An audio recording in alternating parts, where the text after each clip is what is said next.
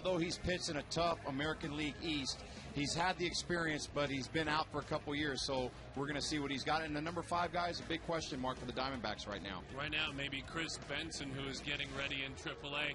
We ask you, though, to take it a little bit further. You touched on it briefly. Rodrigo Lopez, 3 times was the Orioles opening day starter. He's got a rebuilt elbow now. He's got a real passion to pitch. Look, he has the experience. The Diamondbacks hope he can work his way back. Yeah, he really does. And like I said earlier, he's pitched in the American League East, so he's faced those Yankees, the Boston Red Sox, teams like that have dominant hitters from 1 through 9. So he can handle the pressure of pitching in the National League West. The one thing we know that spring doesn't really matter, but for a guy like Lopez, I think it did, didn't it? It really did. I mean, he was trying to win a spot on this rotation, and he had a great start here, his last start of the spring training season. All right, so we have Gonzo's trio of things we're going to keep our eye on. That's number 1. We'll talk about the other 2 throughout the game. The one thing we will be talking about, though, is brotherly love. Or is it tonight? Even the older brothers in town visiting. The LaRoche brothers get together, play a little baseball. Just like they were youngins when Daddy Dave was tossing BP. That story is next.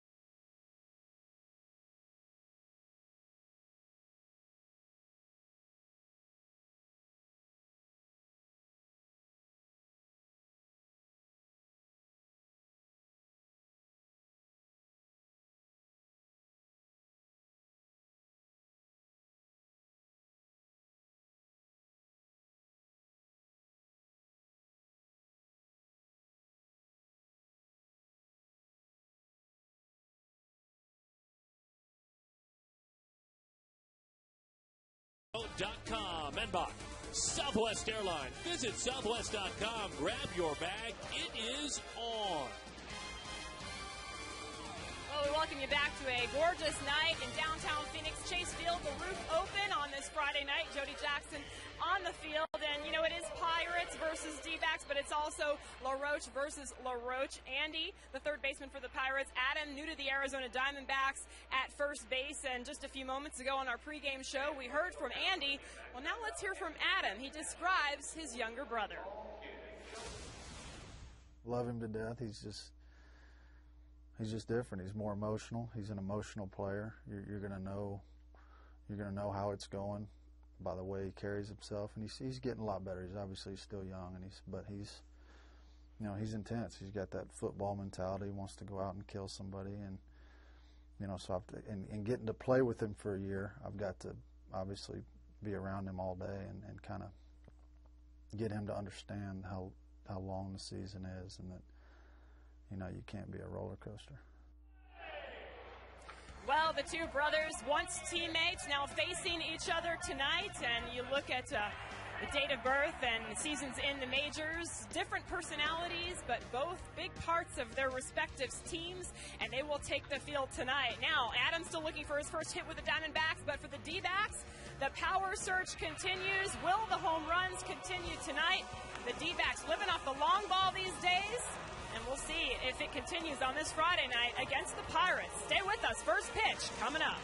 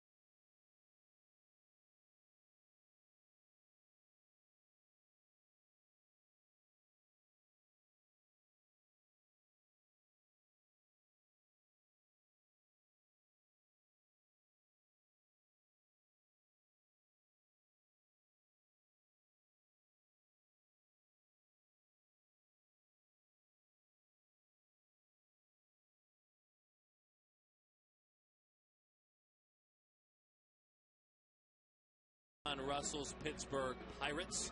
Rodrigo Lopez, who we're speaking of, will face the following starting lineup for the Bucks. Aki Iwamura at the top. Rookie of the year, many say could have been last year. Finished fourth. Andrew McCutchen, slugger Garrett Jones, Ryan Doman, Lastings Milich, Jeff Clement, Andy LaRoche, Morton, and Cedeno. 1 through 9 will get to know Rodrigo as he goes to work in his Diamondbacks debut, I should say. And the first pitch is low. Numbers brought to you by our good friends with the UPS store. This is last year with Philadelphia. First handful of starts were very good. That's on the ground. That's Stephen Drew from his knees. Not in time. Great effort by the Diamondback shortstop. But obviously Aki Iwamura runs it far too well. But a nice try by Stephen. Yeah, it's a nice play by Stephen Drew right there. No, he just couldn't get it out of his glove in time. And Iwamura runs real well down the first base line. Had to use the long hop when you're throwing from the knees, bounced it across. Pirates 2-1, won the first couple of games against the Dodgers as they hosted Los Angeles. LA blew them out yesterday on getaway day. But a solid start for a club that is trying to put together a winning season. And they went to work this spring kind of with the heartbeat of this young man. As you can see the numbers again for Lopez with the Phillies last year. Yeah, Lopez is one of those grinders. He's going to go out there and he's going to be around the plate, and I think the defense knows that tonight. They're going to get some balls hit at him. He had a nice run last year, as we mentioned, in the big leagues, as that one is fouled right back to the screen. As a matter of fact, in his first 4 starts in the major leagues last year, in July, when he had worked his way all the way back from Tommy John surgery, his team went 4-0, the Phillies. and he had a 3.09 ERA. That's not a tiptoe through the tulips kind of division either, and that's a hitter's ballpark. Yeah, it really is. And I think what he does is he tries to keep his team in the ball game by keeping those runs down. The 1-1 to McCutchen. A little bit of cut to that fastball, popped up. Over, under, and out. Stephen Drew is there again. Drew puts it away. Let's quickly look at the defense that works behind Lopez, with Jackson, CY, and Upton. Reynolds, Drew, Johnson, LaRoche. And behind home plate, Miguel Montero, who said, and I quote, "I don't have to move my catcher's mitt almost at all when I catch Rodrigo Lopez." I think that's a big compliment. Yeah, it really is. He's not going to overpower you with his fastball, but what he does very well is he tries to hit location and change speeds a lot. And in the big leagues, changing speeds makes a huge difference. Well, you talk about a guy that waited a long time for his chance, and a long line as well. That's this man, Garrett Jones. Nearly 11 seasons in the minor leagues, had a little cup of coffee on his way. 4,100 plate appearances in the minor leagues. Well, he got to the big leagues last year. He homered 21 times in 82 games. He already has 3 this year. He gives that one a ride, but it's off the end of the bat, so it's dying in front of Chris Young. I want the outfielder's perspective there. I think because of the sluggability of Jones, the big swing had him a late break. Well, when you got a power hitter like that in the outfield, you tend to play a lot deeper. When you hit a ball off the end of the bat, the first reaction is the swing from the outfielder just to break back, and that's why Chris Young wasn't able to make the play on that ball. So he singles, drops that one in there. He homered in his first 2 at-bats this season on Monday, and again in his first at-bat of Game 2 Wednesday. First player in club history, Jones, to hit 3 homers in his first 2 games of the season, and this is a club with a long and very rich history. Washington native Ryan Domit, and Lopez looks the runner back. Now there's part of that rich history that we were speaking of. One of the Pirate greats right there. And they look for a winning season, more than a decade and a half of losing seasons. There's that cut fastball again. It has a little tilt to it, doesn't it? It does. I think Rodrigo's trying to get him just to try to tie him up right there and get him to roll over on something to try to turn a double play.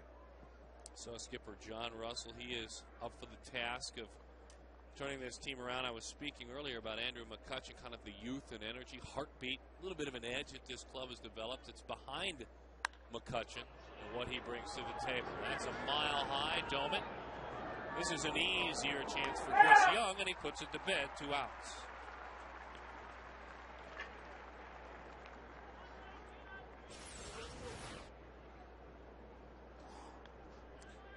Toughest pitch to hit right there, right down the middle. A lot of times, you know, hitters are not expecting that ball down the middle, looking in or away, and that's how we used to try to pitch a guy like Tony Gwynn. I mean, he's Picasso with the bat. You know, he can hit the ball the other way and stuff, and sometimes that one right down the middle usually gets those good hitters out. The question I have, he threw him a cutter in, made him aware of inside. Did that maybe make that pitch even a little more surprising? It does, because the hitters start looking in there and cheating a little bit, trying to get to that pitch. Every pitch has a purpose with this man. And there you go. There's a cut fastball that runs over the outside corner. Strike 1 to Lastings Milledge. 25 years old, and at one time the top prospect for the New York Mets. And while the star has faded for the young man, he has started to mature. John Russell saying before the game, my biggest surprise in camp. He's the one I'm most proud of, and he grounds that one to the right side. Upton up with it. Beasley stops the runner at third. And Beasley put up that stop sign for good reason as Upton shoots it in there. Milledge, I should say, with a base hit. He is 3 for 11 to start the year. Well, there's the reputation right there. Justin Upton with a great arm. Milledge goes the other way, and Justin gets a great beat on this ball. Makes a nice, firm throw to home plate. Nice job by Miggy. That's a tough short hop.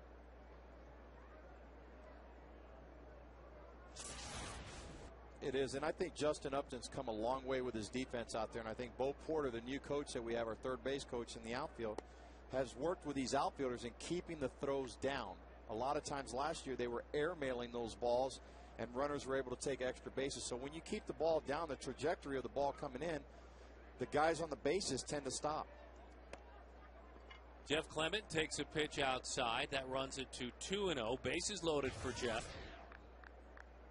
You see how he has started the season last year, and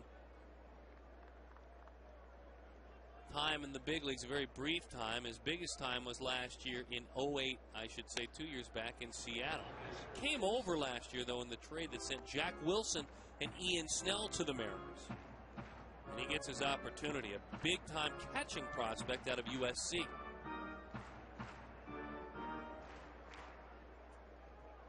Well, they definitely have stacked a lot of left-handers in the lineup tonight against Rodrigo. And in his career, it's split pretty evenly.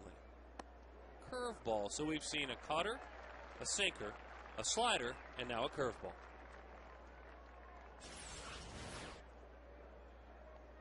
Oh, that's one of those Uncle Charlies right there. Just kind of locked him up. Wasn't looking for that pitch. The 34-year-old right-hander broke into the big leagues with San Diego, Lopez did, in 2000. 2-2 in and off the plate. Full count. Runners will be on the move.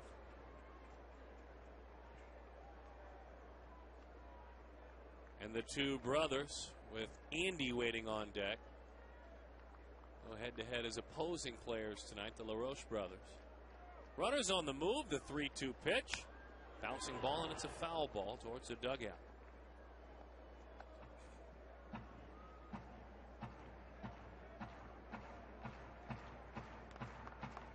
Iwamura singled on the infield.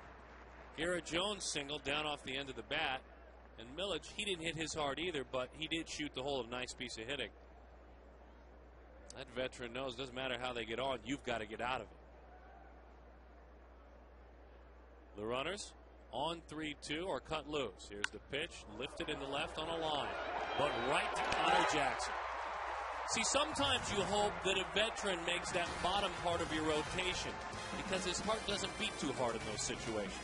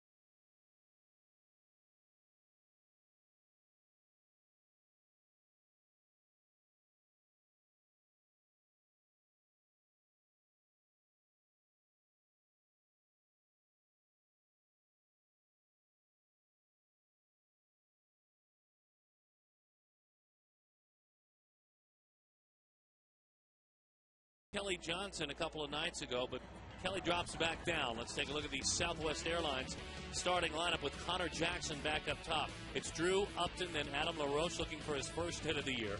Reynolds, Montero, Chris Young. We weren't on television a couple of nights ago. If you missed it, a big night for Kelly Johnson. Rodrigo Lopez bats ninth. Charlie Morton's 26 years old, a former Atlanta farmhand, and last year had one really poor outing against the Cubs. Otherwise, it was a pretty good year, 5-9 with a 4.55. Not a big strikeout pitcher, a lot of movement. Yeah, he does. He has a lot of movement. What he lacks is confidence out there. I mean, he's been moved around so much. He's got a fastball in the low to mid 90s, and he gets it up there pretty good. There's that sink. Look at that 93 with sink. He's got great movement. All he needs is just the confidence to go out there and pitch every day. And I think that's what, the Atlanta Braves gave up on him because of that. Breaking ball pounded into the ground. Connor Jackson. We talked about you putting some subject matters under the microscope. Connor, at the top of the order, is one of those subject matters. Yeah, he's going to be very important to this club this year because they don't have the prototypical leadoff hitter for the Diamondbacks. So he's one of those guys who's going to get a lot of plate appearances, and he needs to get on base any way he can. And that's something that rarely, if ever, happens. A strikeout for Connor Jackson on a big curveball. If you go back and look at Connor's numbers, though, I think one thing he takes pride in is most major league consistent hitters, they try to keep their walks and their strikeouts around the same. And if you look at Connor through his short career, he's done that every year. His strikeout rate, his K rate of about 11% of all his outs are strikeouts. That's nearly half league average. So he is not a guy, as you mentioned, that will strike out much. I don't want to take anything away, though, to be truthful, because that was a fabulous curveball from Morton.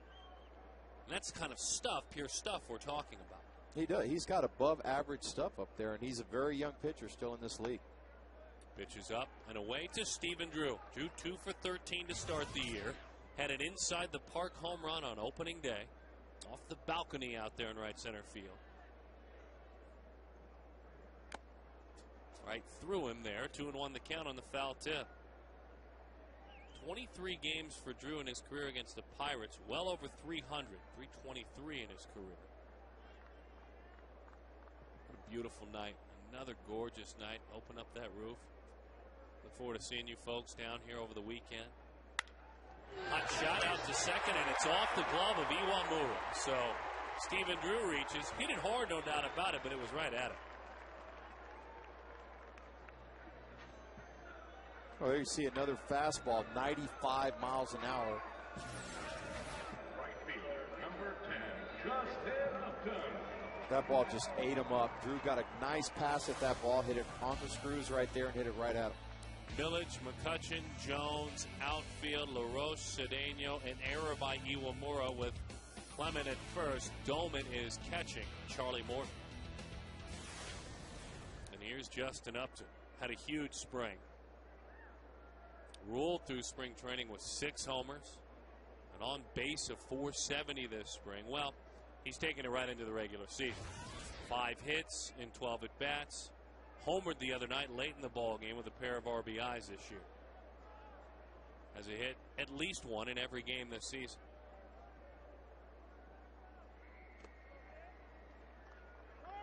And these are the type of pitchers that usually guys like Upton and Reynolds like to face. These guys has got great above average fastballs because these guys are fastball hitters. I mean, Reynolds struggles a little bit with the guys with the breaking balls, but when you throw that heater to those guys, they love living off of that. And also, correct me if I'm wrong, both of the guys you're speaking of can drive it to right, and that's probably to their advantage against a guy like this. And that's what's been the best adjustment with those two guys, because earlier in their career, they didn't do that. They tried to pull everything, and they would pull off of those pitches. Pretty good pitch there, but it's called inside. 2-0 the count. Fabulous power. I mean, electric power to right field. Well, this is a good situation right here for Upton, 2-0. He's got to be looking dead red right here, trying to turn on something.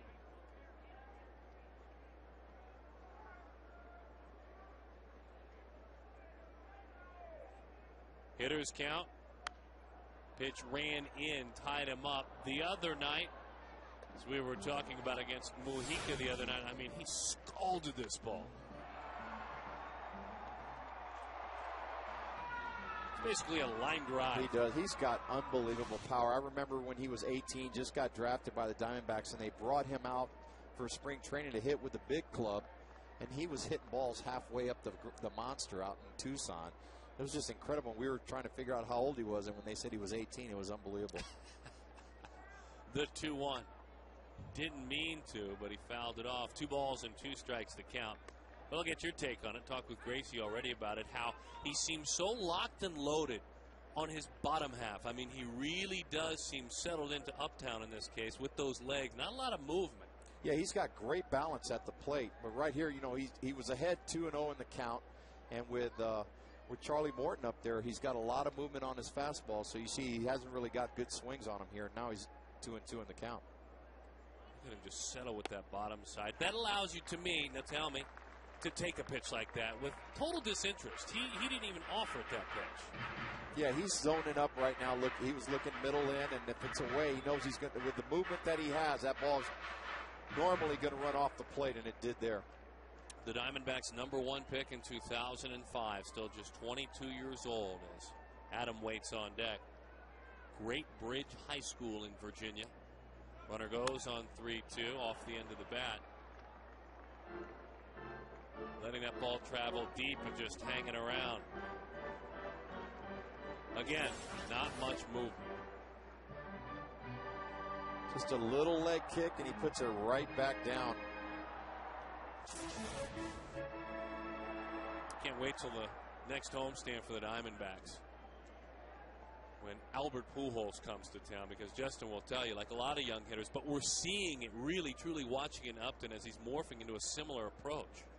3-2. Got him with a fastball. Runner was on the move. Drew swiped it. Upton beaten with a pretty good fastball there at 95 miles an hour, so Justin goes down on strike. Second time he struck out this season. First baseman number 25, Adam LaRoche. He almost got him, didn't He did. He almost got him in the foot there, but 95 miles an hour, you got to get a good jump there, and Drew did. He got a pretty good break there. All right, we're sending out good thoughts for the man in the batter's box. Good vibes, good feelings. Everyone at home, think positive. Adam, though, is notoriously, LaRoche, a slow starter. A guy that has not enjoyed Aprils throughout his career, below 200 in his career. Rest of the season, he steamrolls with homers. But he's hitless in his first 12 at-bats this year. Older brothers in town, younger brothers out there at third base, so maybe he'll go to rake it. You know, I'm not really concerned with him right now because, you know, he's notorious for a slow starter, like you said, but they're 2-1 right now, and he's 0 for 10, and he's sitting right in the middle of the lineup. And this is a guy who's going to produce a lot for this club, and he's had some good swings up there. He's lined out a couple times. He just hasn't been able to catch a break. 1-1 the count to Adam. Yeah, we'll take a jam shot right here to bust out of it right here. Drive in that first run. You can see his numbers in his career. I mean, you fast forward a little bit to when it's nice and cool here in Phoenix, let's say August. He's a huge hitter in August. 310 in his career, OPS of about 950. Nice and mild here in August in Phoenix. The 1-1. Look at that movement. Late life on the ball, 1-2 the count. That's the one for a left-handed hitter where you give up on that pitch and it just runs right back over the plate right there. That's an old Greg Maddux type fastball right there. It just runs right back over.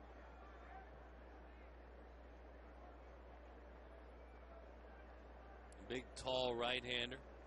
Charlie Morton, Connecticut native out of Reading, Connecticut.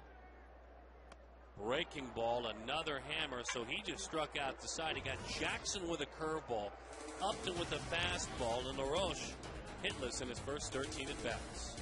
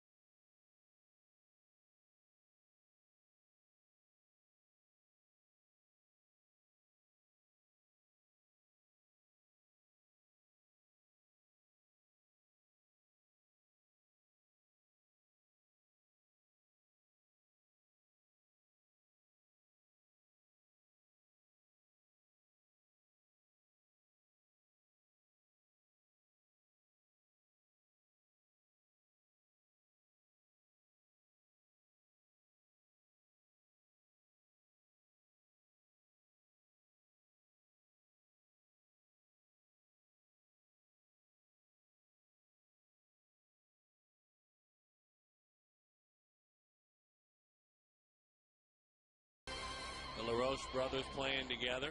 That looked like maybe young Andy when he was waiting for the approval of Dad, Dave LaRoche. About a decade and a half as a major league pitcher, maybe his brother. First pitch swinging, pops it up, and into the seats it goes. The two, as we had a chance, obviously, to talk to Adam in a long sit-down. Andy came on our pregame show, which we really appreciate. I had a chance to sit down with him. We'll hear from him throughout the weekend.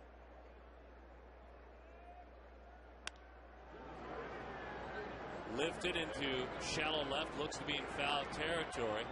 Long run for Connor Jackson. So far, so good, Rodrigo Lopez. Here is Mel Stottlemyre Jr. talking about what you might want to know as you get to know the veteran starter. Pitcher number 30. The thing that I like that Lopez does is he'll throw any pitch in any count, and he does have a lot of weapons. He doesn't let hitters sit on pitches. He doesn't let hitters sit on a certain side of the plate. He moves the ball in and out so well. He's able to pitch up to move hitters' eyes. With that in mind, he's down for the most part. Guy competes real well. He has a good feel for what hitters are trying to do against him. Well, those are all complimentary things, aren't they? They really are. Now, I have to ask you, we have the pitcher batting 8th for these Pittsburgh Pirates, Charlie Morton. They talk about wanting to get Andrew McCutchen a few more shots, a few more at-bats, but Charlie Morton bats 8th. Yeah, there's another manager in the league that does that. It's Tony La Russa is about the only other guy that I know that has done that in the past.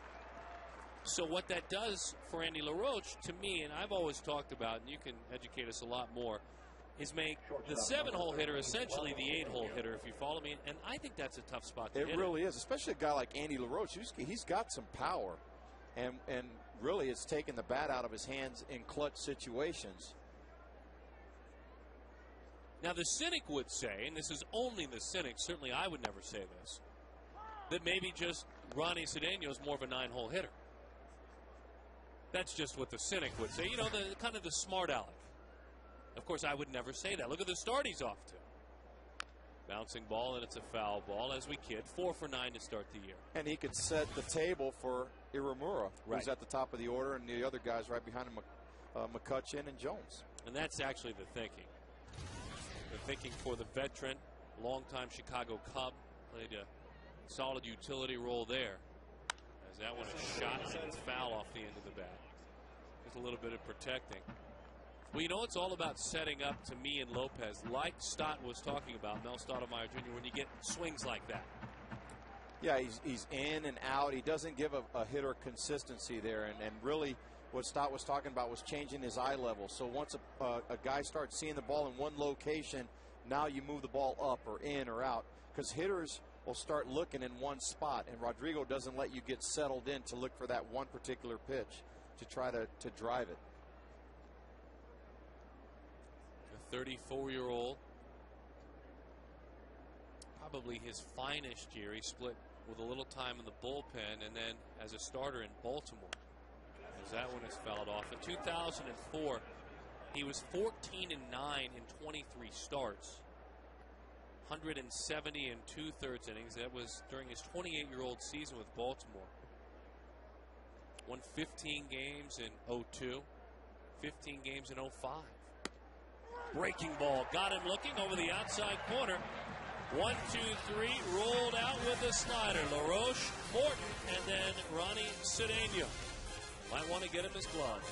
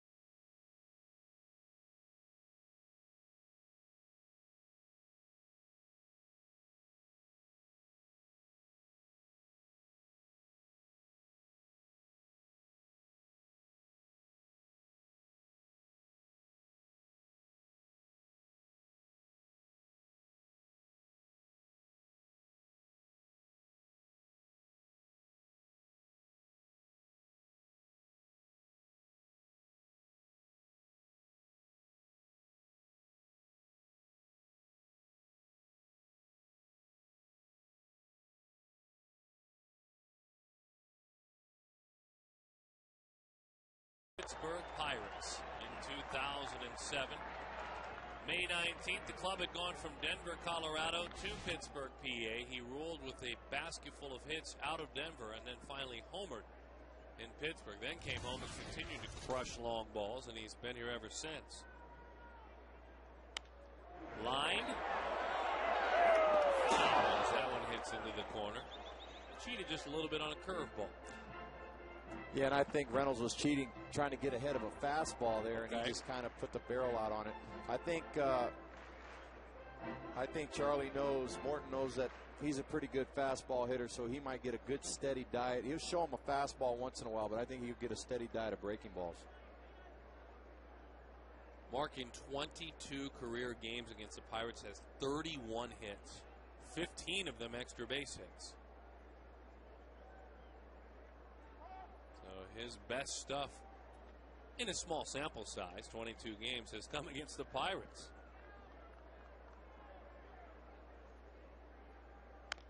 Who are thrilled, I guess, that he doesn't play in the Central Division of the National League. On Monday, he didn't even get all of this one, did he? No, he didn't, but got enough of it to hit it halfway up the stands. He's just so strong. Sometimes it looks like he doesn't get a good pass at the ball, and it still carries out of here.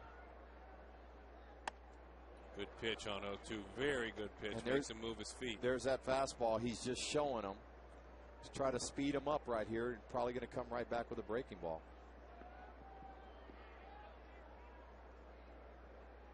"26 years old out of Pikeville, Kentucky." Yes, that's a nice take on a bender. 2-2 the count.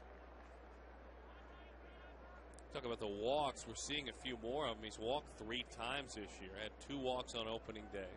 Had a walk on Tuesday. Wednesday, he was 0 for 4 with a pair of strikeouts. 3 walks, 5 strikeouts in 9 at-bats. Nice take. That one's in. 3-2 the count. He's seen 5 pitches. He's only seen 1 fastball right there. So I think the Pirates are very aware that Mark Reynolds is a very good fastball hitter. The more bold pitch is to go up a little bit. That's might be where you can get him. What do they do on 3-2? They did. They just went up and it ended up about belly button high right down the middle. They just opted to do that. Every out has been a strikeout to this point. And what? There's that fastball just above the belt right there. That's a tough pitch right there for a hitter to hit when a guy's throwing with velocity 94, 95 miles an hour. If it's down, you just drop the bat head on it. But when it's up there above your waist, you got to try to draw your hands in to get through that ball. So now Miguel Montero, 4 for 7 to start the year as he takes high and away with a pair of RBIs. He was 2 for 3 on Monday, 2 for 4 on Tuesday, was off on Wednesday.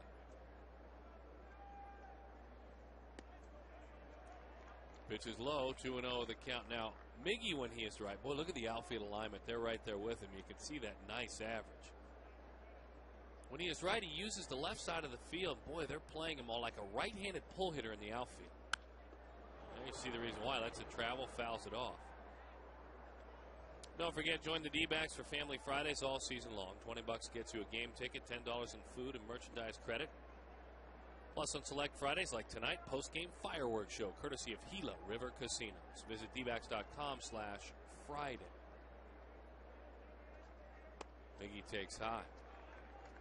And Darren, you're exactly right. Millage is playing very close there.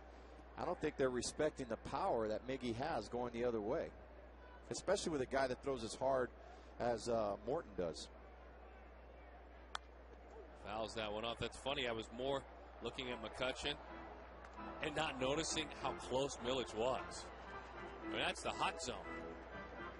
There's a patch out in left field where most left fielders play. Now he's starting to back up again and move back out. There's a little dead grass patch where most left fielders play, and he was playing 5-6 feet in closer.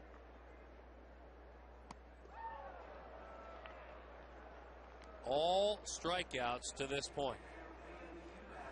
5. Let's get to our text poll. A certain left fielder who knows all about those dead grass patches. Your favorite Luis Gonzalez moment? text to 36929. The home run derby in 01. The 13 home runs in April. The 30-game hitting streak are, of course, the game-winning hit in the 2001 World Series. Now, vote for D. Go ahead. That's fine. You all should. But vote for your second one, too. So vote for your second. You know, I mean, this is it's a way to make a guest feel welcome who's not a guest anymore. He's now working, where there's no special treatment anymore. Though that text poll makes it feel like he gets special treatment, as that's lined into left field for a base hit. Young with a single. So Chris, to start the year, has 4 hits, so it's a solid start. That's a fastball he tried to keep in, and Chris Young kept his hands in and got it right through the zone. That's good to see, especially for a guy who struggled all year last year. For a guy to get out of the gates good, like Chris Young, is very important for this team. Kelly Johnson probably saying the same thing to himself after struggling last year and battling a wrist injury. Homered twice the other night. Kept it close over there at first base. What was your second favorite Luis Gonzalez moment on that list? I'll tell you what, the 30-game hitting streak, because That's not special. a lot of guys have been able to do that. So, yep, that's what I vote for, too. 30-game hitting streak. Kelly, 3 runs batted in as well this year. Another pickoff, though. Boy, nice save over there by Clement. He's picking a ball in the dirt.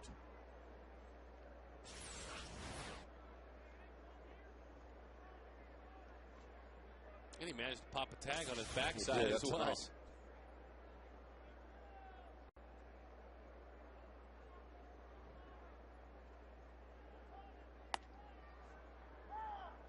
Oh, and 1 the count. Now, Rodrigo Lopez is on deck, and fans still might think, well, is this a good time for Chris to steal? Would you then pitch differently, obviously, to the man in the batter's box with the pitcher on deck? If Young were to steal? Oh, there's no doubt, because of the fact that if he makes it to second.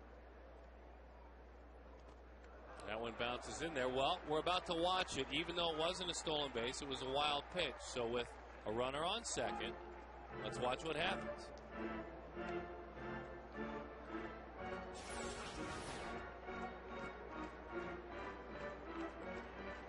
Very close to getting him in the foot there. This is a tough spot right here, because Morton's been pitching so well, he may just go right after him or try to keep something in on his hands. Right here, he doesn't want to give in right here with Rodrigo. He'd like to get the third out here and have the pitcher leading off the next inning. So let's watch with that in mind. 1-1 the count. First base open. Fastball is high. Got underneath that one. 2-1. If you're just joining us, what Gonzo's talking about, he struck out Jackson, Upton, and LaRoche. There was an error behind him, so there should have been a clean first. He has struck out Reynolds and Montero in this inning. Chris Young with the first true base hit as a base runner in this game. Changeup and a dandy on 2-1. Wow.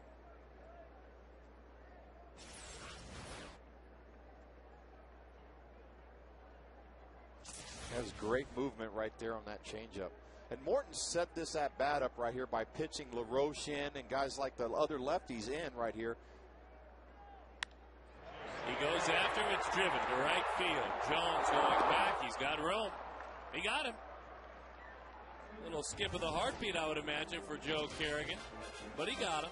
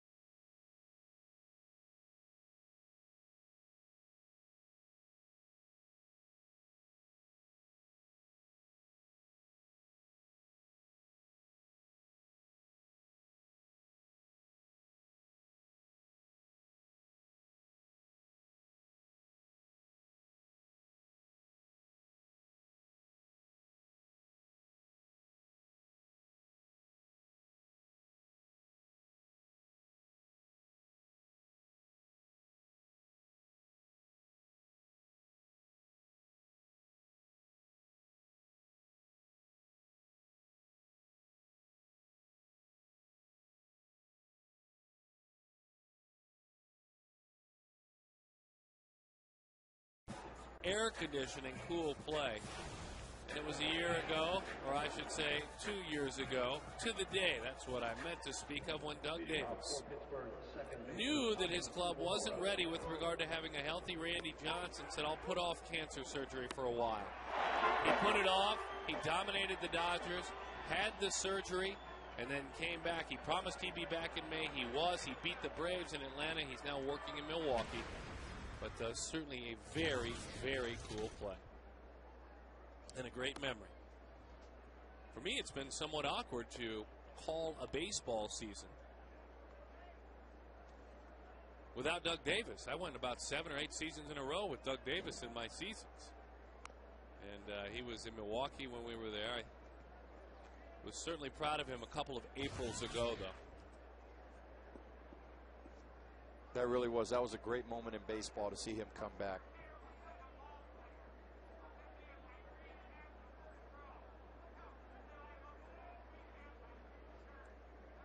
The 1-1 to Aki Iwamura is fouled off. Iwamura singled back in the first inning. Battled some time, had a slightly torn ACL last year as part of turning a double play. Banged into Chris Coughlin, the Rookie of the Year with the Florida Marlins. And that one is shot foul. Look out in that dugout. 31 years young, played 9 years in Japan. Hit 300 in that time and hit some homers, 188 homers in 9 years. And when he was posted and came to the United States, he started with Tampa. But Miggy looked like he got crossed up there. Caught a slider. A little bit of a basket catch. Well, I tell you, you're seeing a contrast of pitchers tonight. One power pitcher and another guy, kind of a finesse pitcher in Lopez. So he throws a slider in and goes almost down the middle at 90, and it looked like it was 98 to the hitter. In, out, up, down.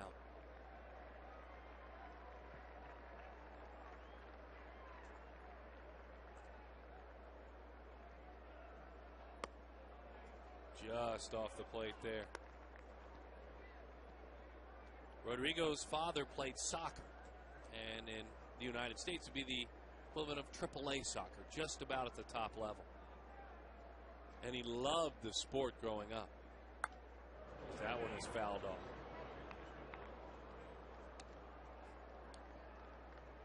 But when he was 6 years old, he started following baseball a little bit, and then he spotted on television a gentleman by the name of Fernando Valenzuela. And Rodrigo was suddenly hooked at about that age on baseball. Lined in the left center field gap. How far will it roll? All the way to the wall. The spark plug is busy again. His second hit of the evening. Boy, he scalded that baseball. He did. He got a good pitch out over the plate, and Iwamura put a nice pass on it, just stroked it right out. Didn't try to do too much, and you saw that earlier. He was fouling off some pitches over the third base box there. Got a good pitch to handle, and he just stroked it out into left center.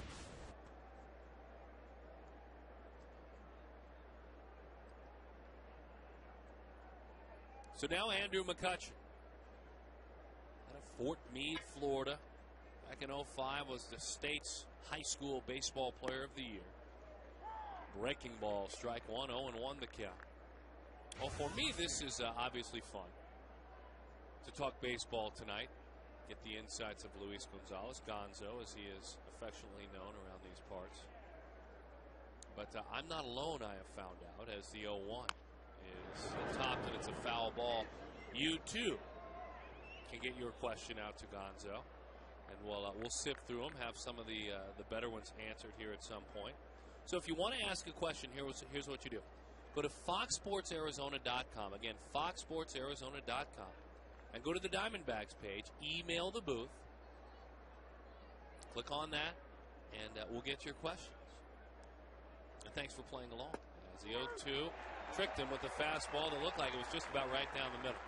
Maybe a little bit to the outer third is all.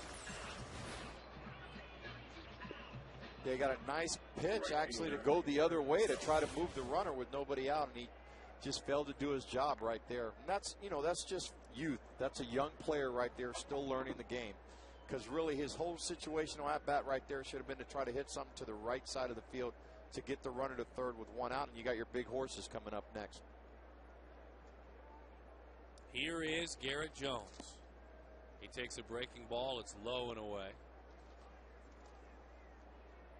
Since July 1st, 2009 last season, only Ryan Howard and Prince Fielder have more homers than Misters Garrett Jones and Mark Reynolds. Howard 27, as that one is away. Fielder 26, and then Jones and Reynolds each with 24.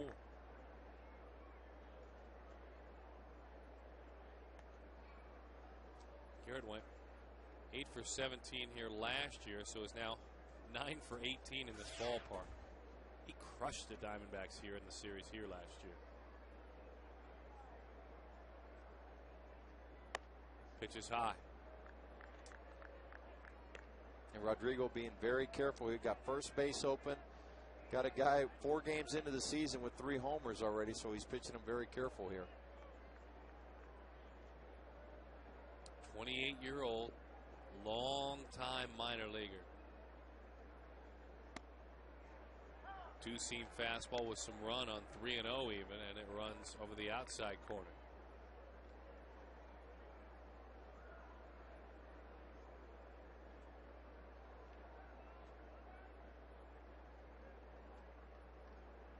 Interesting there, as that one is fouled off. 3-2 the count, 1 out to Jones of Harvey, Illinois. Began his career with the Braves, a 14th round draft pick in '99, went to the Twins, Pittsburgh Pirates.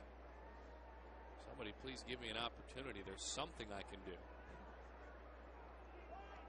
And now time is called. And Rodrigo right here, I don't think he's going to give in. He's going to try to throw something either on the inner half or away to try to get him to fish for something here. Or he'll take his chances by just walking him. See if it's something soft. We'll watch. On 3-2. Breaking ball, as you said. By the way, the folks are starting to hop on FoxSportsArizona.com. Email the booth on the Diamondbacks page. Here we go. Right away, Gonzo, for you. I understand what a third base coach does. What exactly does a first base coach do, says Dan Fellner in Gilbert, Arizona. You saw just a moment ago Diamondbacks first base coach Matt Williams. So we ask you that question. Dan, the first base coach has a responsibility of when there's a runner at second, he watches the shortstop, tries to let him know, and not only that, but he usually has a stopwatch and he times the pitcher to the plate, so he kind of gives times to the runner there so he knows what kind of jump he has to get to try to make it to second base. Venezuelan Carlos Garcia coaching in the first base box. And then I guess that's during his time on the field, and in the case of Matt Williams, he also handles his infielders when he's in the dugout, correct? He does, and he helps the runners out there if they forget a sign, which happens more often than not at this level. You know, guys are looking around and they forget to look at the third base coach, and really the first base coach is watching around, checking the first baseman, see if he sneaks up behind him. They're looking at the defense all the time and letting the base runner know.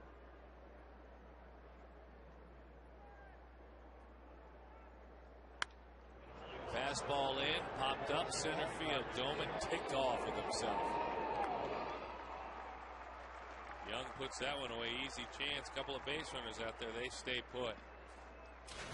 But Darren, the most important job that the first base coach has is he's pretty much the caddy. He carries all the equipment when those guys get to first. The shin guards, the elbow guards, the batting gloves. They usually carry all that stuff. The extras. So far, he's hanging in there okay. Well, we like to see the visiting guy without any equipment out there. That's a good sign for our ball club. Great point by you. That's a very good point. Here's Lastings Millich. We'd like to see Matty having to call the bat boy out to cart stuff in for us. Fastball up and away. Every pitch has a purpose, even that one. 1-0 the count. Again, if you're just joining us, Miguel Montero saying before the game When I catch Rodrigo Lopez, I know there are two versions of a fastball. A slider, a curveball, and a changeup that he can throw just about any place, anytime.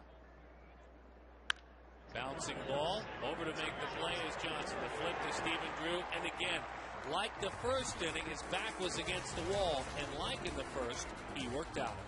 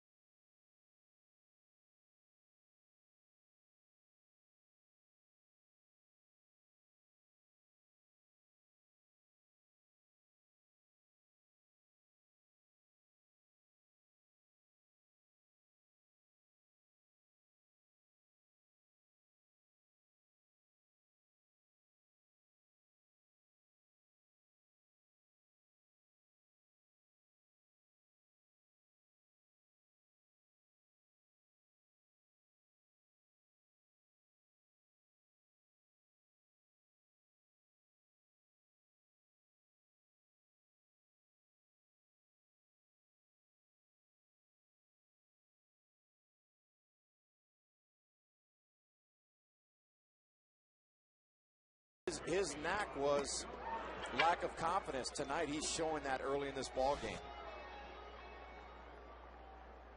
You can see his career high is 8. Now, Diamondbacks fans might have remembered this gentleman's name was said in vain in this ballpark and in this booth a couple of seasons ago as the pitcher Rodrigo Lopez, 2 for 51 in his time in the big leagues. It was August of 2008. It was in this ballpark. He was a Brave. Not many folks had heard of Charlie Morton. We have now, as the 0-1 is high and away, because that night Charlie Morton went toe-to-toe with Yusmeiro Petit. Well, Morton threw 7 shutout innings. Suddenly the Diamondbacks had heard of him and their fans, and it was a win. Diamondbacks got him back last year. Lopez to right field. Rodrigo Lopez getting a base hit. How about you? A thing of beauty. Connor Jackson, one of your key guys to watch this year, under Gonzo's microscope. Yeah, right here he gets a good fastball. He's taken first pitch of the game.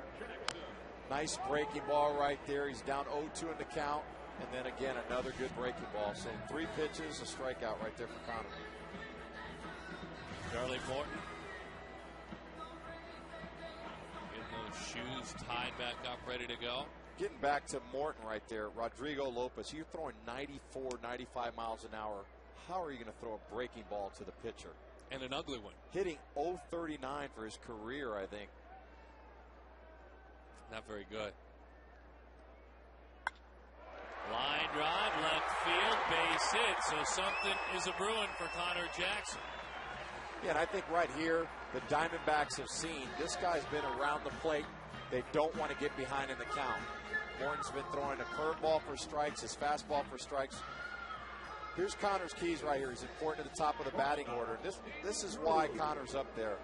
He's always going to be on base. He sets a table for the guys in the middle of the batting order. He's always had a great eye in the minor leagues and even in his early career up here in the major leagues. So now a chance for Stephen Drew. Andy LaRoche in at third looking for a bunt, and I mean way in. He's on the grass. The Pittsburgh Pirates can align some defenders. They play Steven dramatically to pull in the outfield. Millage, you talked about that area where the grass gets worn down in left field. He's a good 30 feet away from it. LaRoche backs up a few steps at third. That pitch is low. We talk a lot about Rich Dower, who coaches with the Colorado Rockies. He calls it the alien defense. There's a little bit of this going on in Pittsburgh. And here you see Morton fell behind a little bit, got 2 base hits, and now all of a sudden he's starting to nibble up there. Didn't mean to, fouls it off. By the way, every time a Diamondback hits a home run this season, Fulton Homes will donate $150 to the Central Arizona Mountain Rescue Association.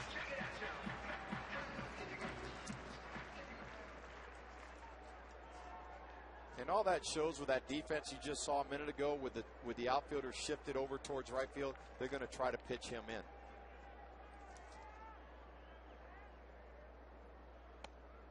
High. 3-1 the count. And a solid take only because you can't help but go back to Chris Young's outing with the Padres. A pitch like that's just a pop-up waiting to happen. And so a nice take there by Steven. 3-1. High fly, center field. Under that one. And so the play is made. Runners stay put. Well, an RBI opportunity now for Justin Upton. Yeah, he's going to have to square one up really good. Unfortunately for him, he's got the pitcher standing at second base. So we're looking for a gapper right here. The tone in the Diamondbacks clubhouse today was very important to keep Pittsburgh, and they came out of spring training with a good edge and attitude. They were pounded yesterday to keep them back on their heels.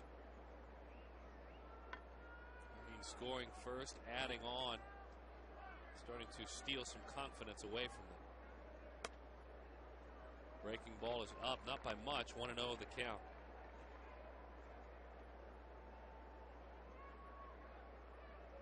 The young phenom Justin Upton, for some reason, his first couple of big league seasons, there's something about home.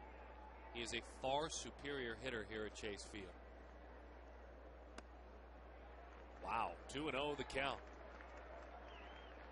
This is definitely where you want to be as a hitter right here. You got a power pitcher, 2 balls, no strikes. So Upton's going to be looking for a good pitch right here to try to drive. Drives it to right, as you saw a moment ago. It'll be into his section. If he gets it over that wall. Hitters count. Hitters swing, but he came up empty. Well, he was looking for the heater. He got it. He just missed it.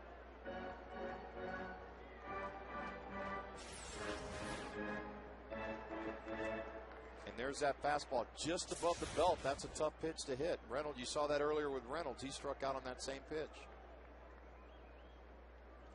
333 Justin in his career in 15 games against the Pirates. When he struck out back in the first inning, he got him with a fastball.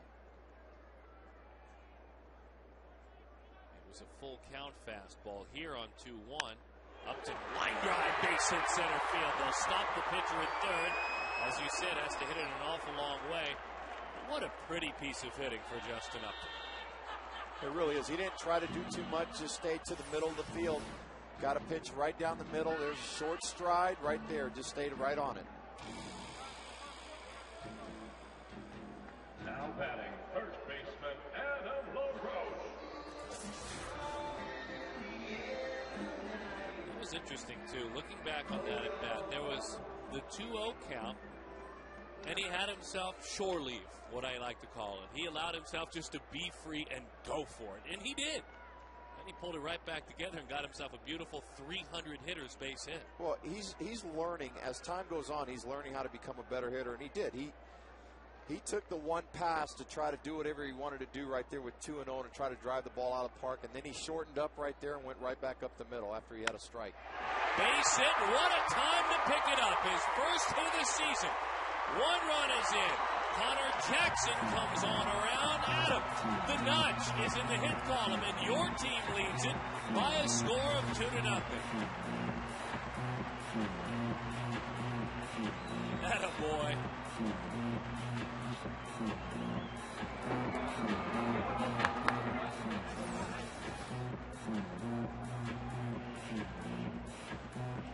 It's a nice pitch down for a left-hander right there.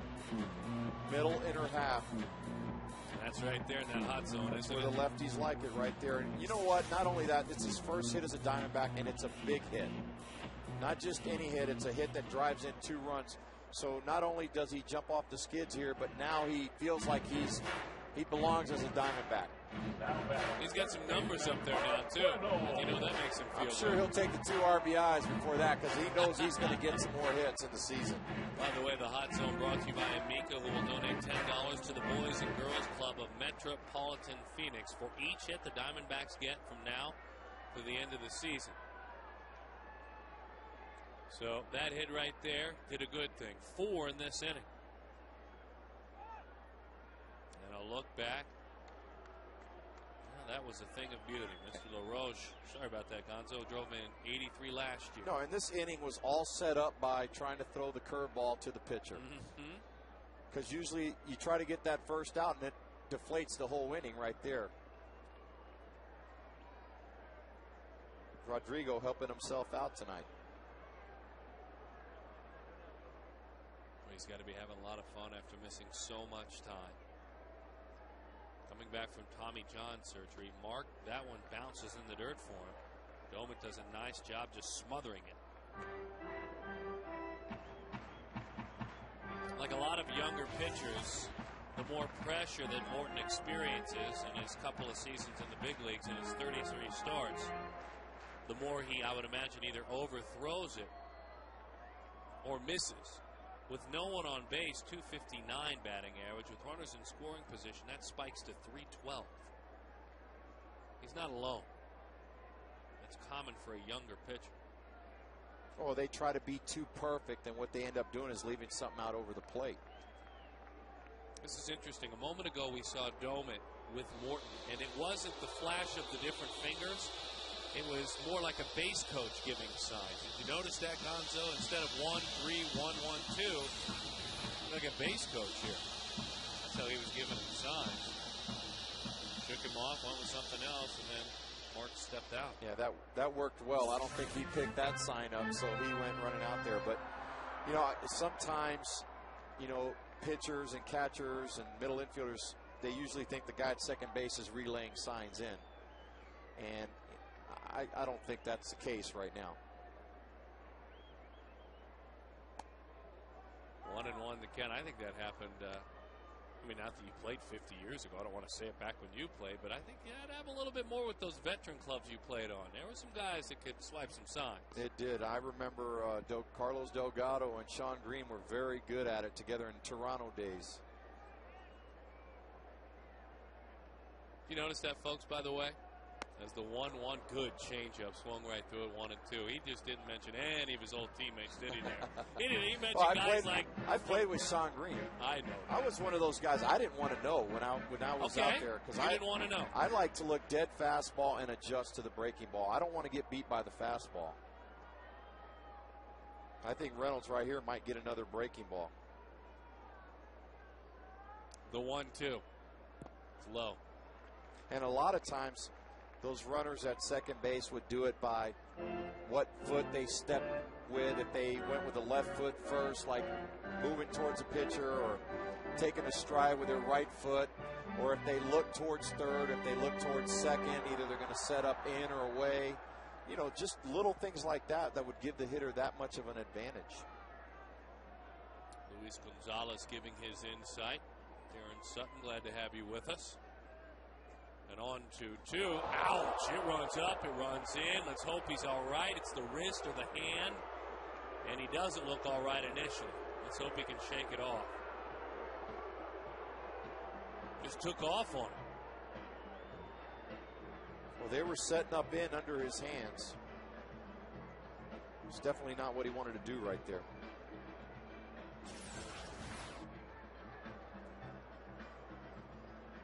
you're exactly right. That ball just took off. He's got a lot of movement on that fastball, and you saw it right there. The ball just ran up and in on Reynolds. Looked like the top hand, if I saw it correctly, the right hand. That's what he's cutting. No, it's his left. Okay. Well, let's hope we catch a break right here and there's no serious damage to that hand. Yeah, shakes off that left hand. Gets all the dirt off that arm. Look, we saw him last year dive face first into concrete. We saw him his rookie year collide with pitchers in Philadelphia and get nearly knocked out. Literally, I think you're right. It would have to actually break something for him to come out of the game. Oh, he's definitely not going to come out. Not only that, but it's not his throwing hand. If that ball would have hit his right hand, his throwing hand, we'd be in trouble because he's playing third base, a very important position out there to make those throws across the diamond. That's about as much compassion as you're going to get out of Matt Williams right there as well. He almost asked him how he was feeling. 1-0 the count.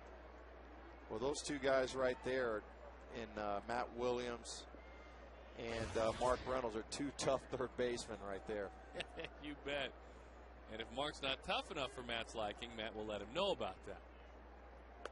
Boy, Miggy with a chance to really make it count here. I mean, do some big-time damage and maybe knock Morton either out of this thing or back onto the ropes. The bases are loaded and full of Diamondbacks. Well, this is definitely where you got to do the damage right here. You got one out with the bases loaded, and you're up 2-0 in the count. Maybe he can throw him a sinker away, and he can smoke it somewhere. Yeah, that was a good fastball. Just grabbed the outside corner. Miguel struck out back in the second inning. Well, I'd like for him to keep throwing it out there because Miggy's very good at hitting that ball to left center. Drive one in the gap right here.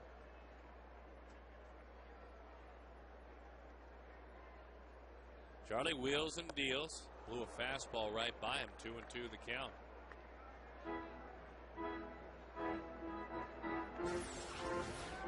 Here he's setting up a way. He got a good pitch. He just pulled off of it a little bit. And he'll do that on occasion. He'll tell you that that's one of his weaknesses is overswinging. And right here with 2-2, he's got to put the ball in play, just shorten up and try to hit something in the gap right here. Get it out there. Bases loaded. The 2-2 nearly grabbed the inside corner. Full count. 2-0. The Diamondbacks lead it. Adam LaRoche, first hit of the season, drives in a pair a couple of batters ago. He stands at second.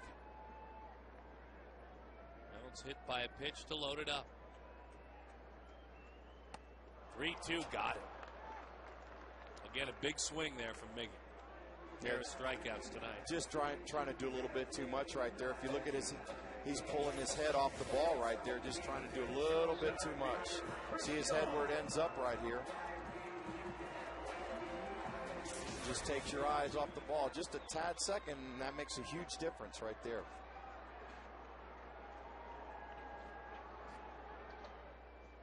So now Chris Young. The young Texan singled back in the second inning. Homered on Wednesday night prior to the off day. Takes outside. 1-0 the count.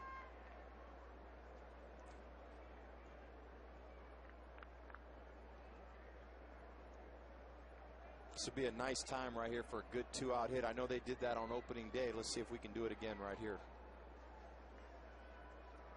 Really playing him to pull dramatically on the infield. As he lines it down the line, and it's a foul ball that gives us a chance to quickly remind you to get all of the latest D-backs gear straight from the source at dbacks.com. Browse from the largest selection of t-shirts and hats, jerseys, and more. Visit the official online shop at dbacks.com.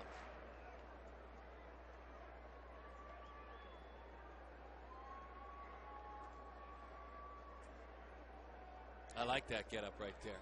Twins, good club to follow. Do things the right way. D-backs, same thing. Young talent, young athletes. A young man's a winner. I like him. And he's rolling over his sister in rock, paper, scissors. The 1-1. Outside. That's a nice take. It really is, and last year he might have fished for that one right there. He's had a lot better approach this year in the 3 or 4 games. I mean, you could see now his path is through the ball. Last year he was kind of cutting everything off. And they've been working a lot down in the video room with David Parrish and Alan Campbell, those guys down there. They've been doing a great job at preparing these hitters up there. He gives that one a ride, straightaway center field. McCutcheon going back, drinking up. It's out of here! Chris Young with a grand slam home run.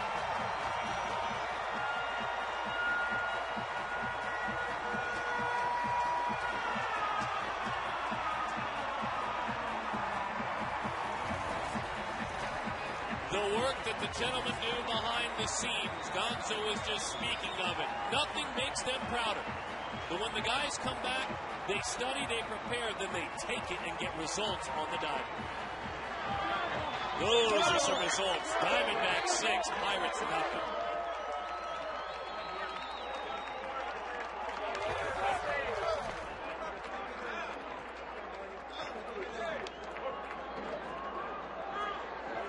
We saw those ugly numbers with the bases loaded. Chris Young says, I mock those, and with that home run, Fulton Holmes donates $150 to the Central Arizona Mountain Rescue Association. That's more of my bad numbers that get me fired up. Boy, is that a thing of beauty from Kelly Johnson. He took a breaking ball. His old Braves teammate takes it the other way. A big aggressive turn and a nice job getting it back in. As impressive as the home run was, and it was a thing of beauty, this was pretty too.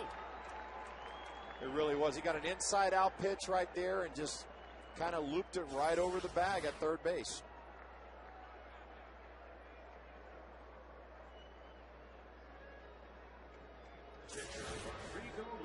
And by the way, again, talk about doling out damage, CY and folks. Miguel Montero, that strikeout was the second out. He was almost through the mess. He really was. He just couldn't close it out. And right there, CY, what we were just talking about earlier, he staying through the ball, got a nice pitch, and drove it to center field, just as Upton did. I mean, these guys are starting to learn. Jack Howell is doing a great job with these guys. They're getting in that video room. They're looking at tapes. They're studying a lot more, and they've got a great idea of what they want to do this year at the plate. And they have confidence. And again, the home run from Chris Young a moment ago.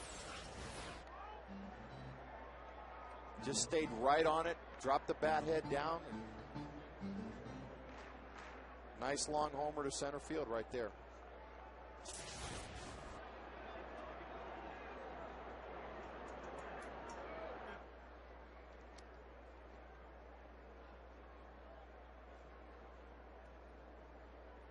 Rodrigo Lopez says, look, you can talk about these hitters all you want, but and maybe he threw me a breaking ball that was up, which wasn't a smart pitch, but I'm sorry, guys, I started this inning.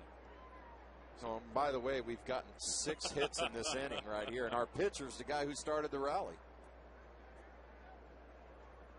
Breaking ball, fly ball, center field. What a huge inning for the Diamondbacks here in the bottom of the 3rd inning on a Friday night in Chase. The pitcher with the base hit. The center fielder takes a tough pitch for a ball. The next pitch he hits out.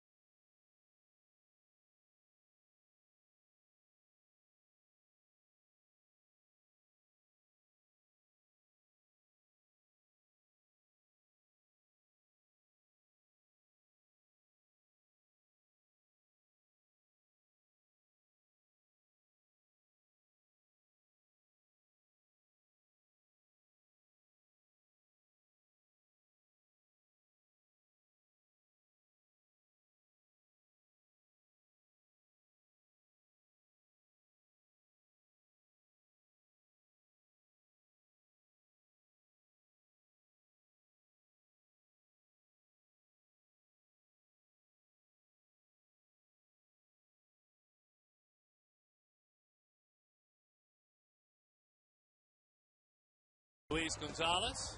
Oh, they're not done in Pirate Land against Jason Schmidt. Matt Williams, goodness sakes. And a Rubio Durazo. Back-to-back Jack against a guy who had a fine big league career. Your memories of that day against Mr. Schmidt, Mr. Gonzalez? I really don't remember it, to be honest with you. There was a lot of great memories from playing those years with some great players on those Diamondback teams. That beautiful ballpark, not really, that is long gone now, has given way to PNC Park. By the way, Chris Young, just to take the field and spread it out a little bit, that's 73 career homers now for Chris. 62 of the 73 have been pulled. 62 of the 73, only 8, or I should say 11 to center and right, 8 of them to center. That's amazing when you think of that stat right there. That's a good sign, though, right? It really is. You know what it shows? That he's making adjustments now as time's going on. And that's good. And this is a key guy right here. We need to get this guy going early because a couple years ago in 07, when they got there, he was a big part of that. Broken bat roller. Jeff Clement is running, thank goodness. Otherwise, Drew would have had a tougher time. All right, let's answer a trivia question. Third baseman Andy LaRose. Here we go. AT&T brings it to you. Name the Pirate and D-back players to finish in the top 10 in runs scored in 2001. The Pirate and D-back players, top 10 in runs scored in 2001. Well, how does AT&T work this year, guys in the truck? Are we supposed to guess? Is there buzzers and bells or the 0-1? Oh, no, we haven't guessed, they asked. If we've guessed yet, it's good to see they're listening. 0-2 the count. But there is no guess yet. But do we guess is my question to the guys in the truck. Line drive, well struck, deep left. Play by Connor Jackson, running away from home plate. Andy LaRoche just got robbed.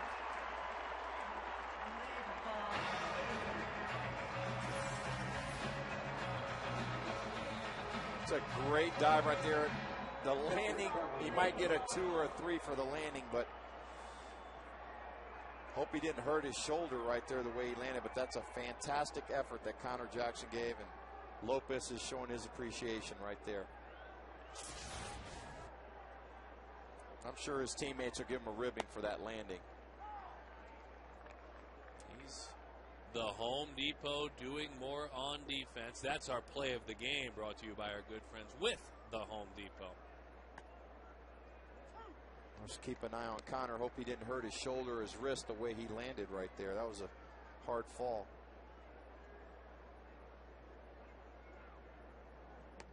That pitch is away. 1-2 the count. You think Adam told Andy anything because he was rounding the first base bag right there? He might have. Hang with him, little brother. Wow. You know what? When your club gets you some runs, the best thing to do is get them right back in the dugout. That's what a veteran does. We'll keep an eye on that man. He's stuck the landing.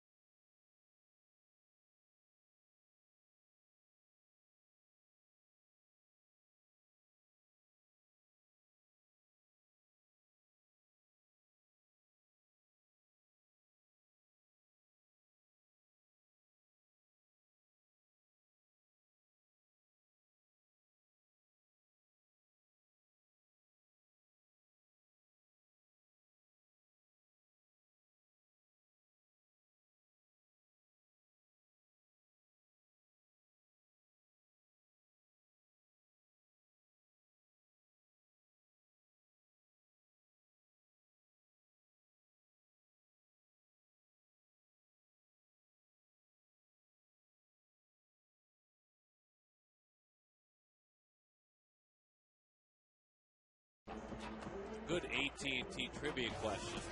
Run score 2001. I have to go with Luis Gonzalez for one. Gonzo's got to be one of them. All those homers, all those RBIs, all those runs scored. Ooh, Ryan Giles, which you got right during the break. Very well done. I'm glad to see all the equipment is back. That's what I was asking about, folks. We opened up the budget this year, and again brought back all of the audio technology.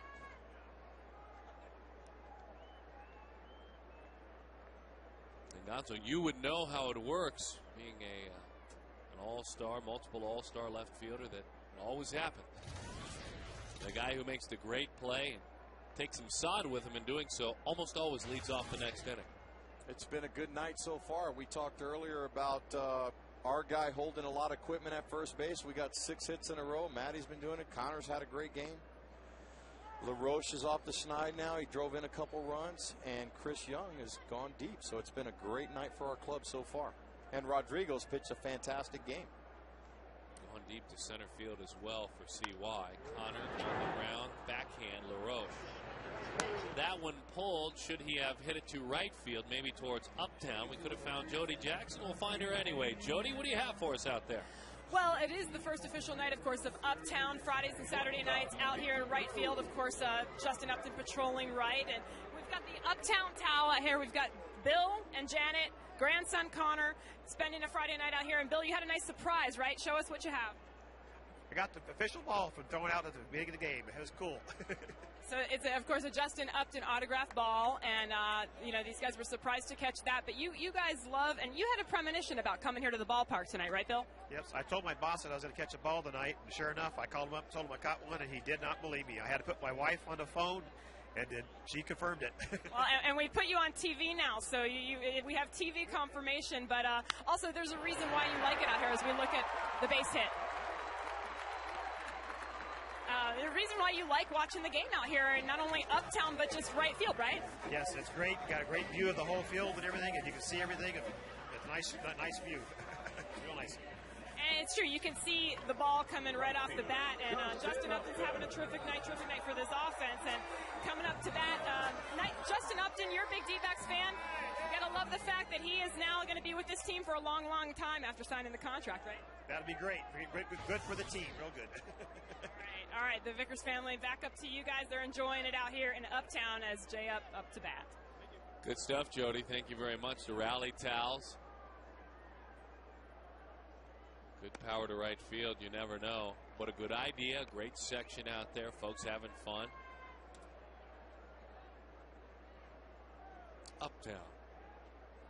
Or as my regular color analyst would say, Uptown. That's a great marketing ploy right there because of the fact that Upton's going to be here for a long time to come. He's one of our bright young stars on this team. Back to the bag with a snap. Stephen Drew. Justin singled right back through the box in the third inning. Again, there were so many things that happened in that touchdown inning without the extra point. But Justin Upton didn't drive in a run. He had the pitcher out front, so they had to stop Rodrigo Lopez. But took a big swing, 2-0. Tried to launch a ball, then got compact again. Another throw over a little bit closer. By the way, don't forget, we'd love to see you spend your Fridays and Saturday nights in Uptown. The exclusive new fan zone we were just speaking of, and fans in Uptown get the limited edition rally towel. Have the chance to catch an autographed baseball. 602-462-4794 or dbacks.com/uptown. 1-1 on a breaking ball. Got the swing and the miss.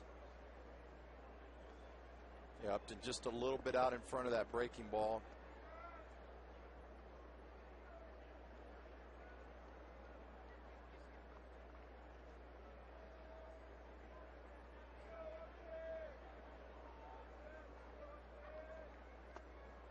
Did he? No, he did not. So there's Uptown and right and left field. We should have had Gonzopoulos. Come on. That just doesn't sound right. What? I wish I could take credit for authoring that one. 2-1 the count. Come on, folks. Just one person over this next couple of days. Bring a Gonzopoulos sign to left field. Bouncing ball. It's a foul ball.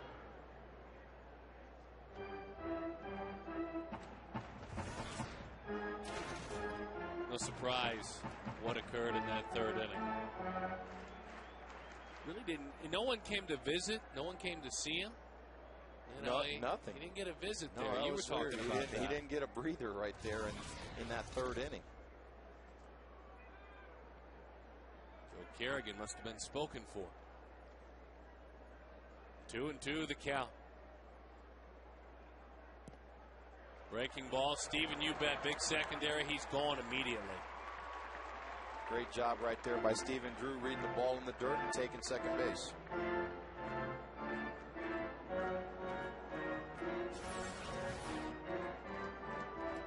His ball in the dirt. He reads it, takes off. So that breaking ball, that's a wild pitch. Let's see what Justin has in store now. 2-2 the count. RBI chance. And he takes outside. Now he's going to the phone. And he's quickly out to the mound.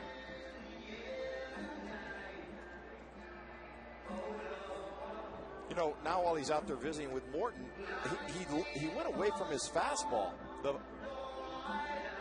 Really, Connor Jackson swung at a first pitch fastball after Rodrigo hit a breaking ball, and then it was almost like it spooked him. He didn't want to throw any more fastballs, and then, you know, a couple hard hits here and there, and now all he's throwing is breaking balls. Now batting first baseman. And here's a guy that throws a fastball 94, 95 miles an hour. With life, I mean, with movement, folks. I mean, talking about the gifts that this young man has. Kelly Johnson tapped it before the game. You talked about it in previewing him. The upside is high, but still doesn't reach it as much as he'd like to with that stuff.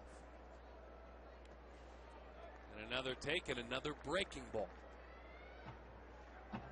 I'll tell you, if he's going to stay in there on LaRoche, he's going to cheat sooner or later and get that head out there and drive one down that right field line. Because he's been constantly throwing him in his first two at-bats. Couple of runners on base. 6-0. The Diamondbacks lead it.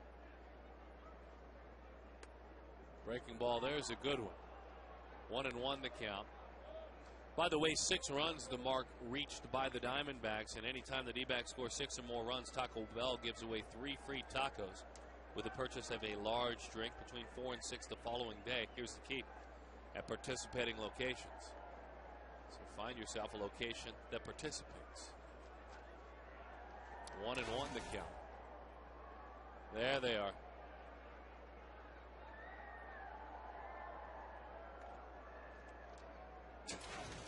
Never ate one with arms. Really? The 1-1. Steady diet of soft stuff. And that's a curveball. And he continues to throw LaRoche in. He's going to cheat in there, I'm telling you right now. LaRoche's been around this game a little too long to let those go.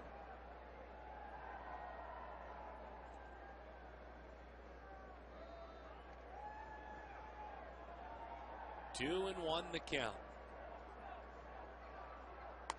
Goes up and away with a fastball.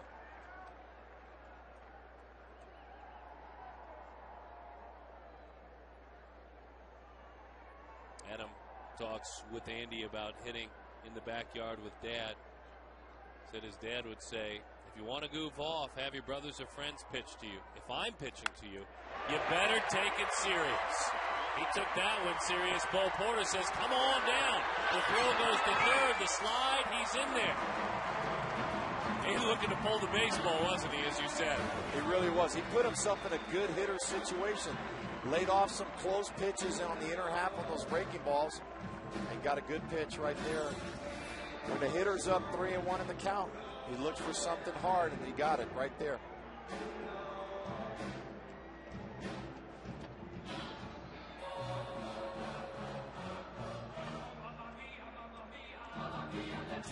I tell you what, Bo Porter was working hard down that third base line, emptying those bases, getting just in the third. You know, you can say 0 for 13 for LaRoche. I choose to say 2 for 2 with 3 RBIs.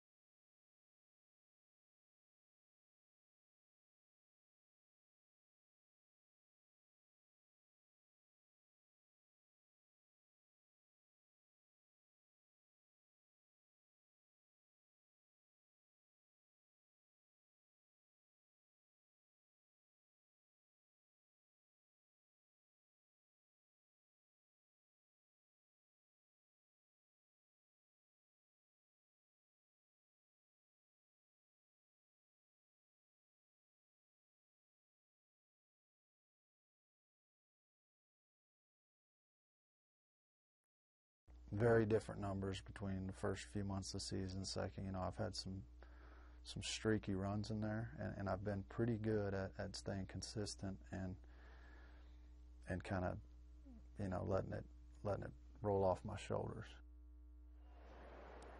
The brothers LaRoche talking about Father Dave LaRoche. And letting it roll off my shoulders. I've had some struggling starts to the season, he just said. And to stay even keel. DJ Carrasco, Arizonan, goes to work out of Safford, Arizona. Went to Pima Community College, where he began his career briefly with the Orioles as a 26th round pick. Cut loose by the White Sox after last year. As Mark goes to the right side, where actually had a pretty darn good year last year, struggling to start this season. But last year had a 3.76, worked a lot, 93 in the third innings. He's got a pretty good fastball, too. He throws it in the low to mid 90s.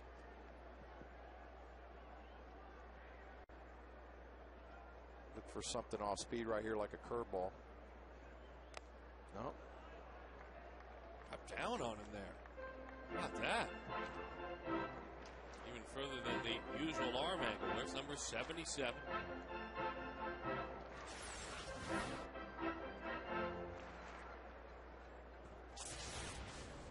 Runners on first and third, 0-2 the count. Carrasco here in the fourth inning. Arizona and the offense leading it 7-0. Breaking ball, there goes the bat. Justin looking for the ball, moves out one way, then sees the bat coming, moves the other way. Mark has himself a new piece of lumber. Ball, no, bat. Oh, look out. Goodness gracious.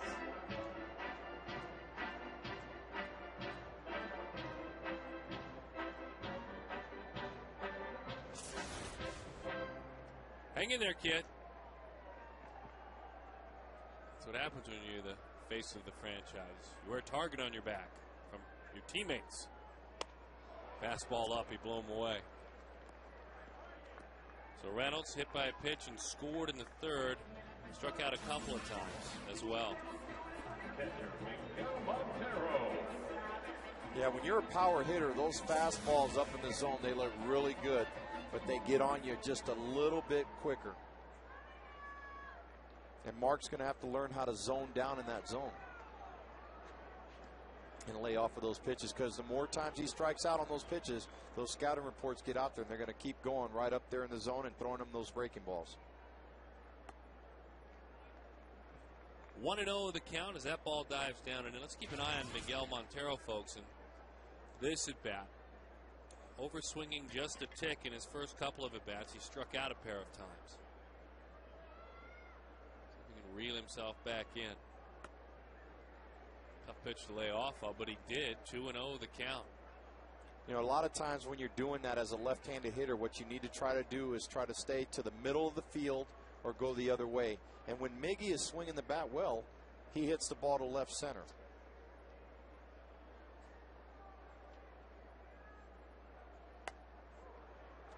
Two and one. He just looks late on everything today, like he's not really seeing the ball.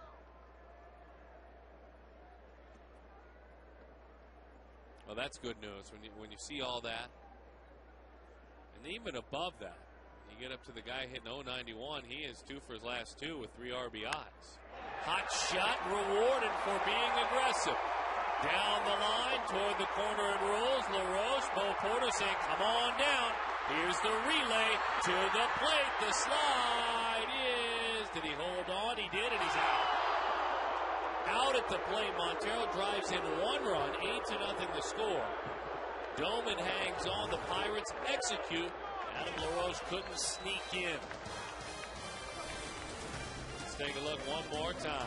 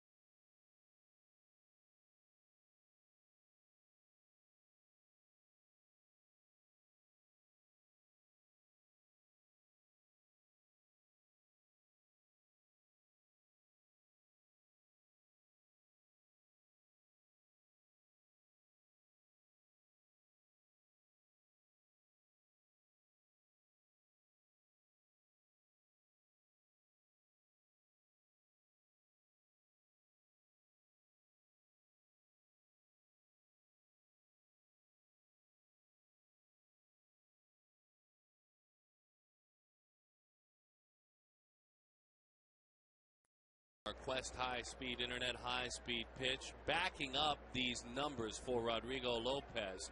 Great shutout baseball. And here's what it backs up. As you can see, a great partner with us.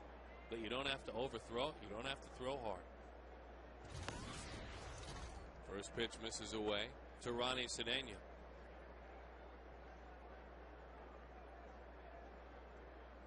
He just looks calm out there, doesn't he? Mm-hmm. He's looked calm since he put on his uniform in the spring and posted an ERA in the 1s. Very excited about this opportunity. When he was last year working in the minor leagues for Philadelphia, keep that shoulder tucked, as catcher tells him. The Diamondbacks had their eye on him because things were falling apart here, folks. We remember what was going on in Phoenix. Everyone was getting a chance, and they thought this might be a good guy to bring in. Ball, Kelly Johnson is there. And maybe help things out, help shore things up. Well, they kept their eye on him throughout the winter. Then they made a full court press and went and got him. This is what you talked about coming on the air in your microscope as this subject matter. Yeah, really. And if he pitches like this, like he's pitching tonight, I don't think the Diamondbacks are going to have to be worried about it. I mean, we don't need the 5th starter until about the 17th. So right now, the way Rodrigo's throwing, you could almost bump him in front of Ian Kennedy the way he's been pitching. I mean, he's a veteran guy. He knows how to pitch. He's not going to get flushed. The guy is happy right now. He's home. This is where he wants to be, and I think that's going to be a huge advantage to the Diamondbacks next year and many more years to come, with spring training being here and these guys playing at home year-round. When the families are happy, the players are happy. It's funny, he gets to come home, and as you mentioned, he makes his home here. When he was back east, he did a lot of work 02 to 06 against teams in the American League East. The 0-2, as that one runs down. And as a matter of fact, 29 wins in that time against the East. Only Halliday, Musina, and Wakefield had more. 66 starts in that time. No one else had more starts against the Eastern Division than this man, as that one is lined to center field. A diving play by Chris Young. And a nice play there. Hanging in there. Let's bring in Jody Jackson a little bit more on Felipe Lopez. Jody? Well, guys, you know, Rodrigo Lopez, not only a great story, just this comeback, and he is a local guy, lives in Chandler, but A.J. Hinch talked about the fact that he's also been a good influence on his teammates, particularly, you know, young Latin players, pitchers like Jordan Norberto, and even position players like Gerardo Parra, 2 players that A.J. mentioned in particular, you know, showing these guys what it's like to be a major league player, a major league pitcher. And doing a good job, great job of leadership, Rodrigo Lopez.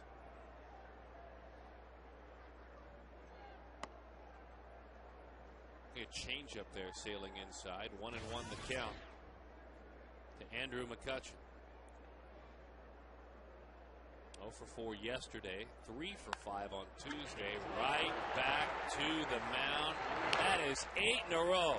Sat down by the 34-year-old right-hander.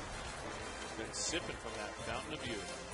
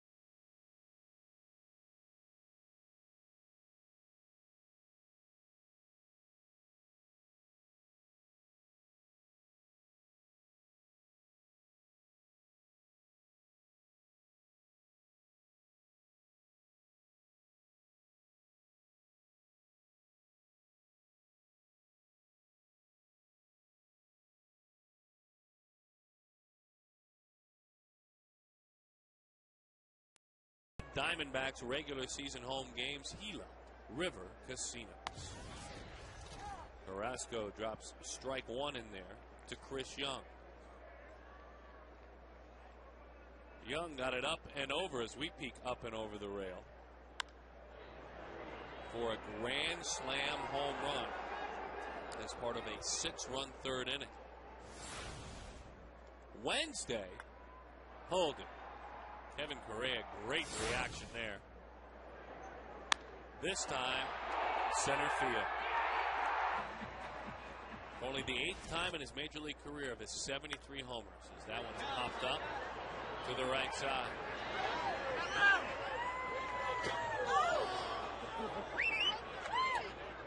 Ah, down up in the hat there.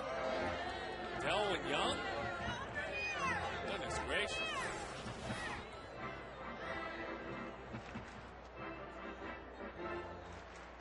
Who needs a glove, right? No. Former Dodger farmhand. Utility player Delwin Young. 0-2 the count. Down the line with something on it to the corner. Stayed fair. That one is foul.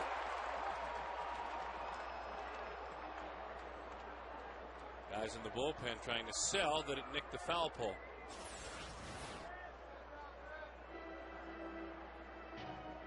Boy, not by much.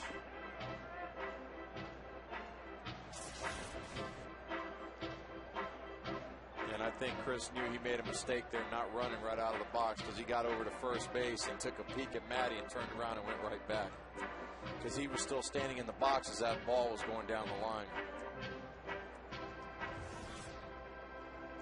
Good catch by you, Gonzo.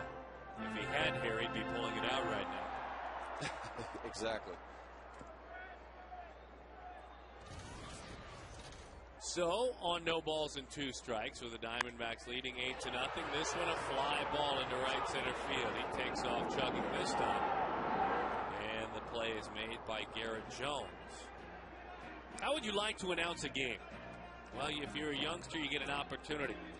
If you or someone you know is 10 to 14 years old and would love to call a game right up here with us in the booth, then come out tomorrow to Chase Field from 3 to 5 to shoot your KidCaster video essay. Stop by tomorrow. As that breaking ball bounces in there from Carrasco to Kelly Johnson. Do your thing. Lay down your video track. Your best home run call, your best Diamondbacks cheer, as that one is fouled off. And bless us with your video essay. Diamondbacks have been blessed tonight with offense. Welcome, sisters. It's an honor to have you here. You youngsters, they're watching now. Keep it straight. Hot shot, base hit, right field, Kelly Johnson. Had a couple of homers the other night and 3 hits. Has a double and a single tonight. Picked on a breaking ball there. I think Kelly Johnson's going to help a lot this year. He's healthy. He's finally healthy. And he's swinging the bat well, and he feels comfortable here. I was talking to him and LaRoche here earlier in the dugout, and these guys finally feel like they're at a place where they're very comfortable.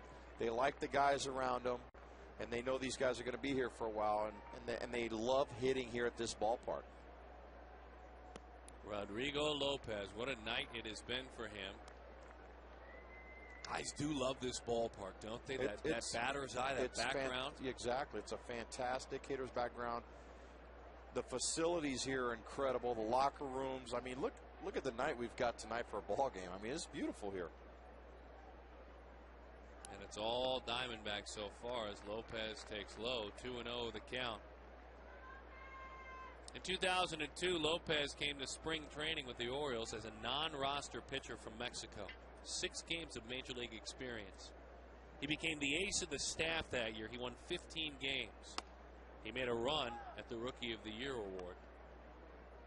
First Orioles pitcher to enter the All-Star break that year with 8 wins since Dennis Martinez did it as a rookie. The first rookie to do it since Dennis did it in 1977.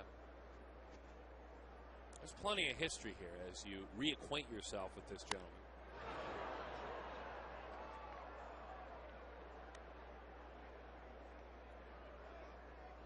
As he takes a small step into what he hopes is a marathon, maybe the finish line is something like comeback player of the year.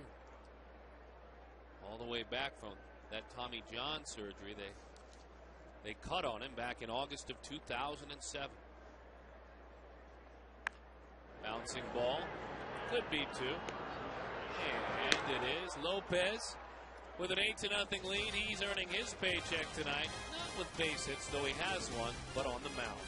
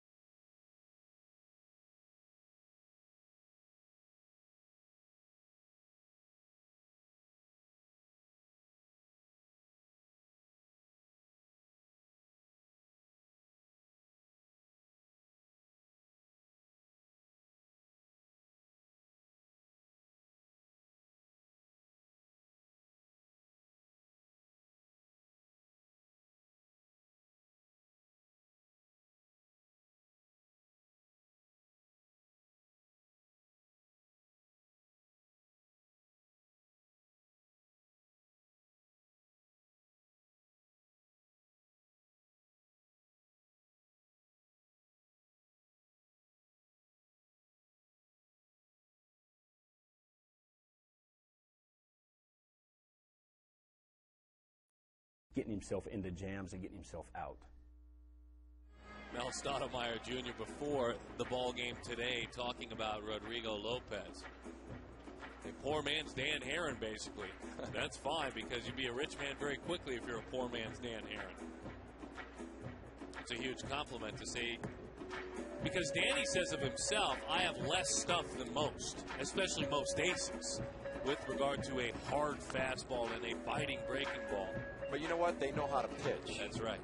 And you don't necessarily have to have the hard stuff like we saw earlier with Charlie Morton yes. did. But these guys they know how to stay around the strike zone, and they move the eye levels of the hitters around. They move the ball in and out, but they're around the plate. And the hitters, you always thrive on the hitter's aggressiveness, and that's how he's pitching so well tonight. So he clocks back in and goes to work here in the top of the 6th inning with his team leading it by a score of 8-0. And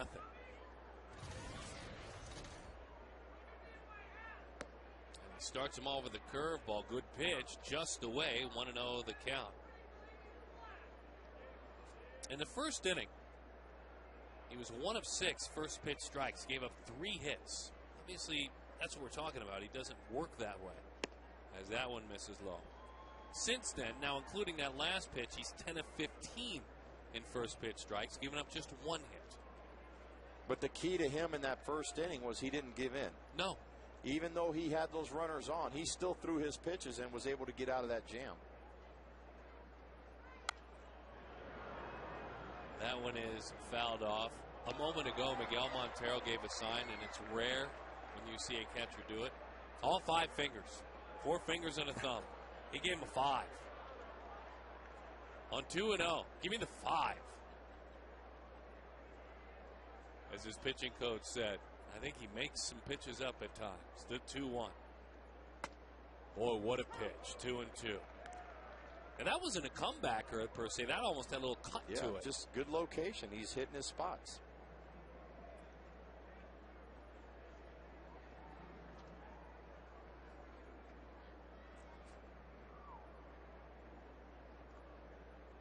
'68 wins in his major league career, 66 losses, and an easy chance for Lopez.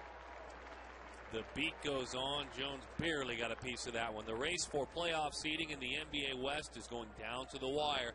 The Suns came up short tonight. James Harden and the Oklahoma City club beating the Suns. Checking out the standings, by the way, and you can see the Thunder with the victory, trying to creep ever closer, and the Suns dropping down into that slot. That Kevin Durant kid, he might be pretty good someday. Check out the Suns on Fox Sports Arizona Sunday at 5:30 when they take on the Houston Rockets. Line drive, base hit, right field, Ryan Doman. That snaps a string of 9 in a row set down. Doman 1 for 3 in the ball game. The gentleman out of Moses Lake, Washington.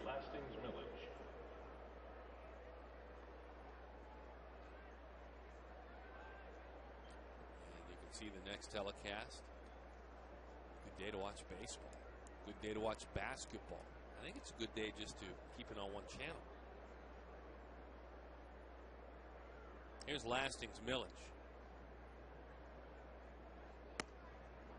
Talking about Neil Huntington taking over as a general manager and all the moves that have been made in and out of Pittsburgh. Doman out there at first is one of only 4 players to remain of the 25. Hullum, Evan Meek, Zach Duke, and Ryan Doman. Bouncing ball toward the hole. Stephen Drew leaps and fires. He got him at second. Wow, what a play by the shortstop, Stephen Drew. Fed his good buddy, Kelly Johnson.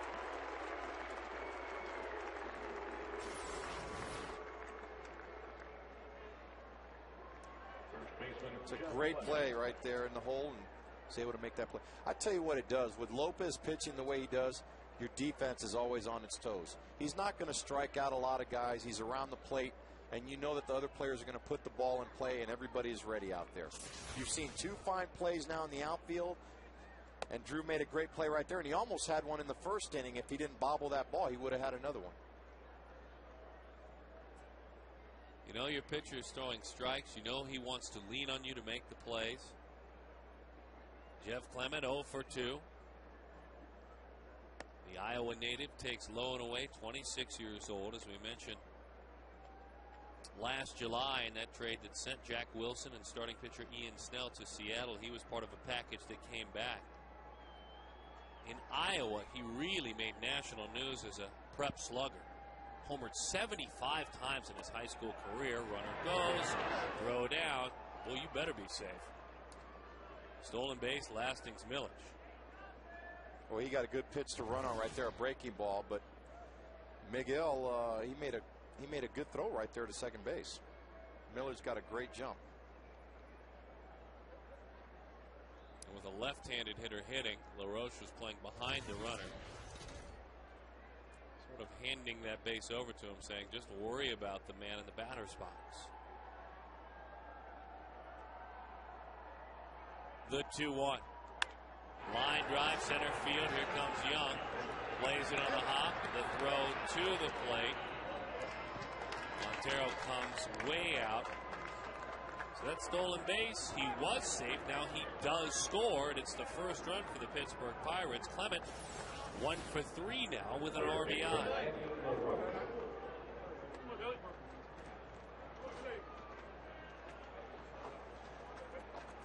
It's a homer. It's a homer. You're not hitting.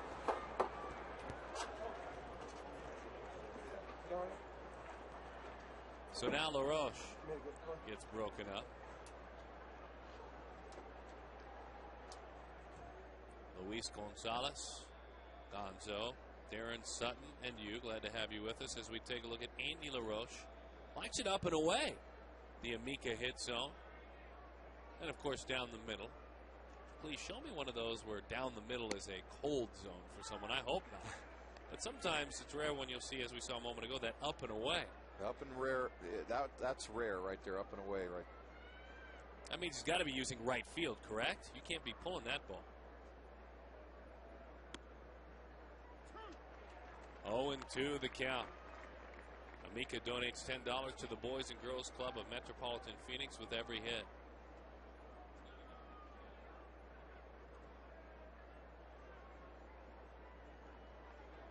The 0-2. Breaking ball is away. 1 ball and 2 strike the count.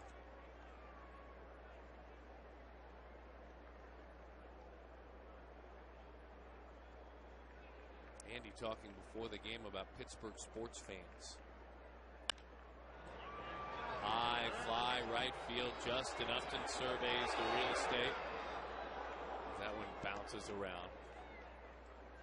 LaRoche telling us before the game just what his brother Adam told us in spring training.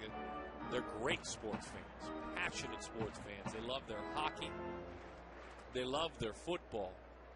And Andy wants them to love their baseball again, but it's up to us, he says. Yeah, they really did. They had some great teams in the 80s and the early 90s with Jay Bell, Van Slyke, Bonilla, Bonds. That's another souvenir.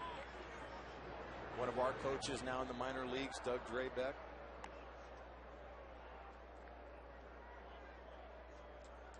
And it is a beautiful, folks. I mean, you want to talk about a gorgeous ballpark. Right there on the Allegheny River, right across from downtown.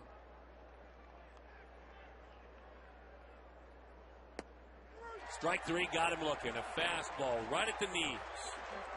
LaRoche unhappy, but you know what? Tonight, Rodrigo has been crushing the strike zone. And when you throw strikes, maybe get an inch or 2 extra.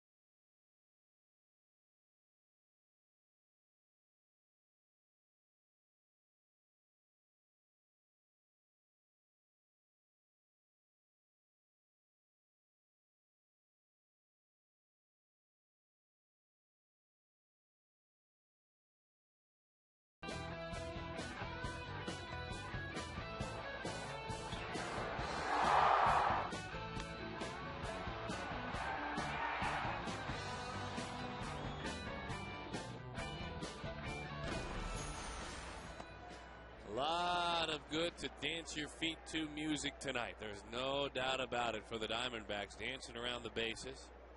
Rodrigo Lopez, a big part of the story, and he may be done for the evening. Yeah, bumping the fist all around. 90 solid pitches. You have an 8-1 lead. Let the bullpen clean things up after an off day. Boy, what a debut. He already has had a spring debut that has been one of domination. Now he does it when it counts. As that pitch is low to Connor Jackson. 2-1 the count. Yeah, and his last outing here against the Cubbies to finish up spring training for him was a fantastic outing, and he just picked up right where he left off. The 1-1 to Connor Jackson. Breaking ball at Dandy. All right. Glad we came and found you. We were eyeing you last year. Came and got you this winter. Dropped down Laredo style and a strikeout. No, Hinch was crowing a bit before the game with optimism and excitement about Rodrigo Lopez, and with good reason. As AJ was saying, we had him, well, like you have the microscope, we had him under our microscope when he was a Philly in the minor leagues last year. And the feeling was mutual, as you mentioned, it brought him home.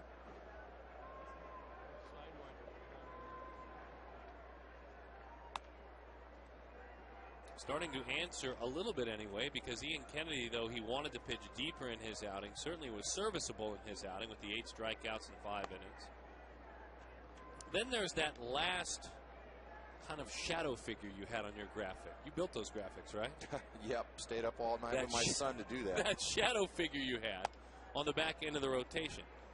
No one here is saying that they are all Cy Young candidates, but you know what? You start getting beyond Herron and Edwin Jackson, and at least you understand now a little bit more who you have. Well, what you need is you need guys to eat up innings. You know, early in the year it's okay, but when you come into July and August and these guys, if they're not going deeper into games, it takes a wear and tear on your bullpen. The play is made in left field. Stephen Drew is erased. Fox Sports Arizona is proud to support the American Cancer Society's Relay for Life. Raise awareness and money to help the fight against cancer. To find a Relay for Life event in your community, visit relayforlife.org or call 1-800-227-2345. This week, a couple of events. Saguaro High School in Scottsdale and Marcos Deniza High School in Tempe.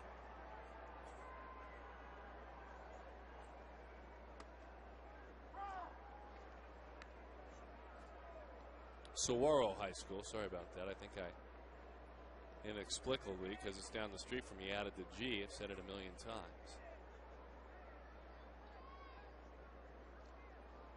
Earlier, by the way, called Rodrigo Lopez, Felipe Lopez as well. Can't really confuse the two of those guys. Now those guys I can confuse. Look at that.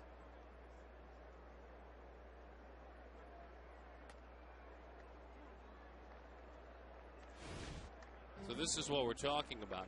Now, Chris Benson is a guy that's lined up to be ready when that pitcher is needed. Longtime big leaguer trying to make his way back like Rodrigo Lopez. He's pitching in the minor leagues now.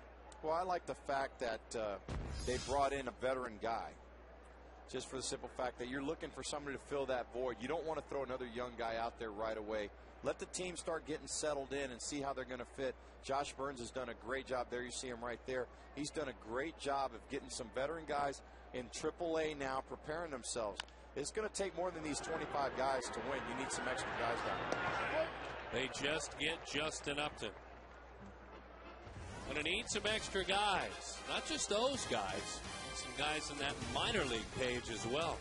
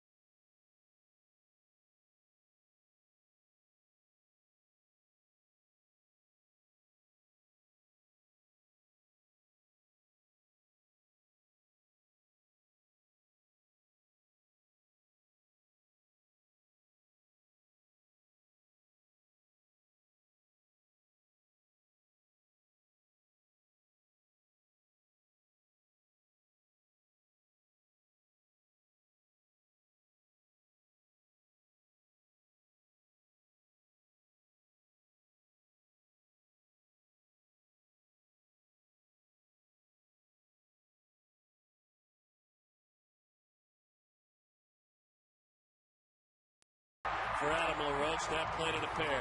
After Mark Reynolds was hit by a pitch, the bases were loaded with 2 outs. And Chris Young with a grand slam home run. Just the second of his major league career, high fives all around. And then in the 6th inning, you throw strikes, your defenders are on their toes, said Luis Gonzalez. Right on the money, as Stephen Drew was. And you bet, the reward there in a fabulous night for Rodrigo Lopez. Chris Young with a grand slam as he sets the defenders to his left and his right. And Esmerling Vasquez, certainly a different look, goes to work, and he does so inside to Delwyn Young. An emergence in the major leagues last year.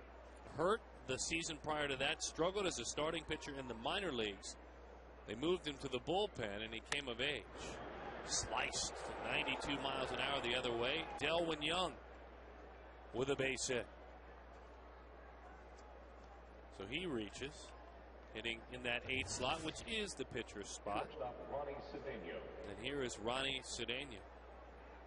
But remind us of the stuff, Luis Gonzalez, of Esmerling Vasquez. Good arm. Yeah, he really does. He's got a fastball, changeup, slider right there. He just left one out over the outer half of the plate, and Young did a great job going to left center with it. He's got electric stuff. Back to the screen it goes. When it's right, it's in the mid-90s. Goes a 2-seamer quite a bit. We'll throw a 4-seamer as well, as Gonzo was talking about. The slider has a bit of a curveball tilt to it,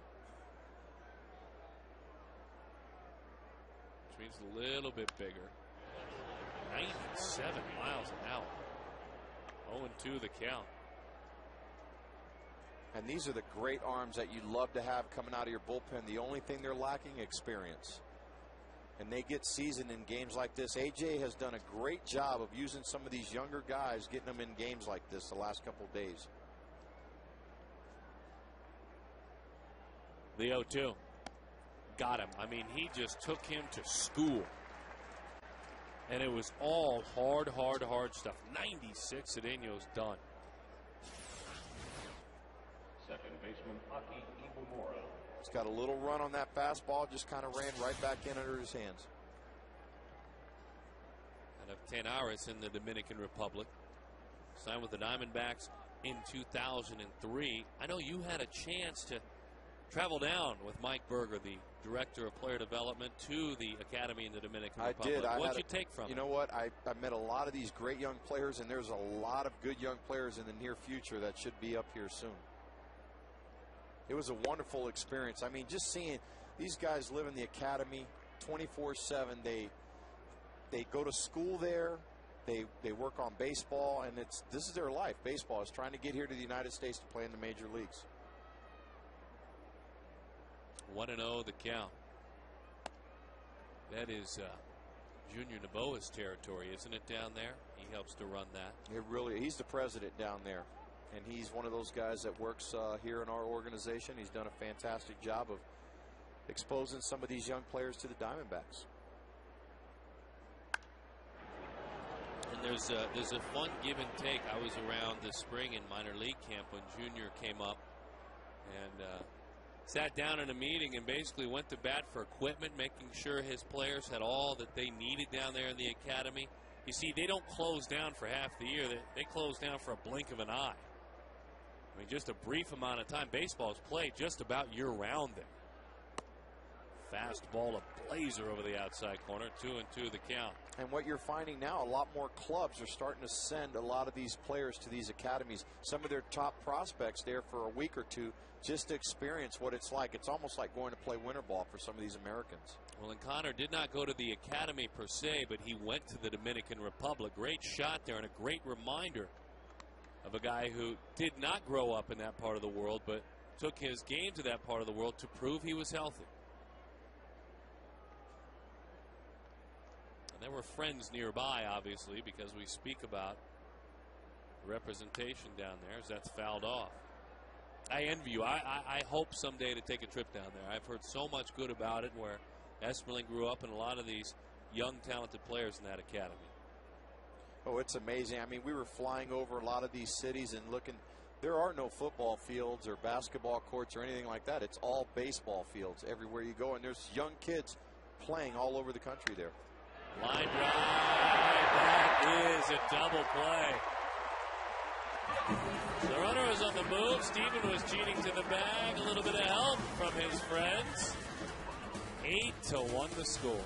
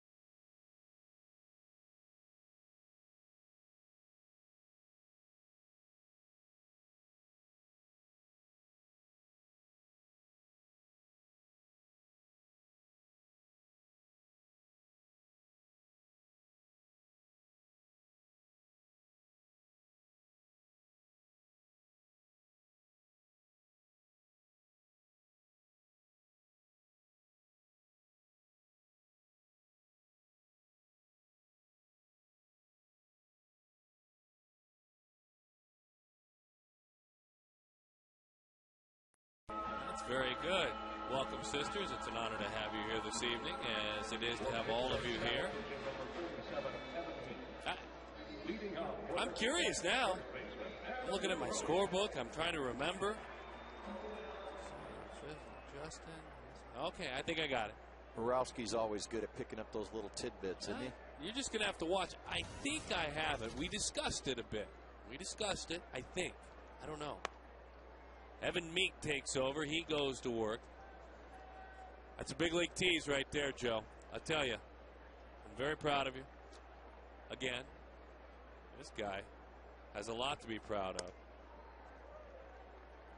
Adam LaRocha, a couple of hits in his last few at-bats with his brother watching and his older brother in attendance as well. The three of them all got together last night. I'm hoping as we see the numbers from Meek, so far so good in a brief time. I'm hoping they were able to, all crash it at Adam's palatial estate last night that he is rented for the season. Now, he's a very humble man of not many needs because he spent all of spring training in a motorhome.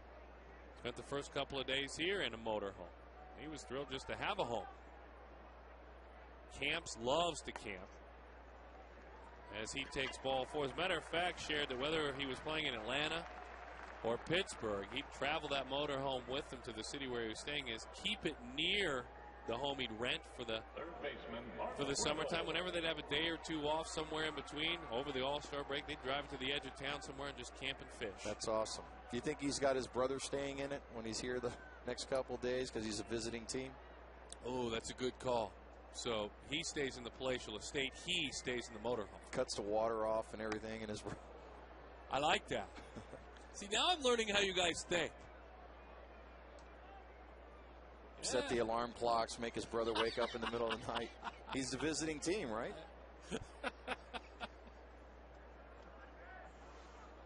0-1 the count. That one is up and away. So you do that first, so when he goes to Pittsburgh, he says, no, thank you, I'm going to stay at the hotel. I appreciate it. He had the chance, you're right.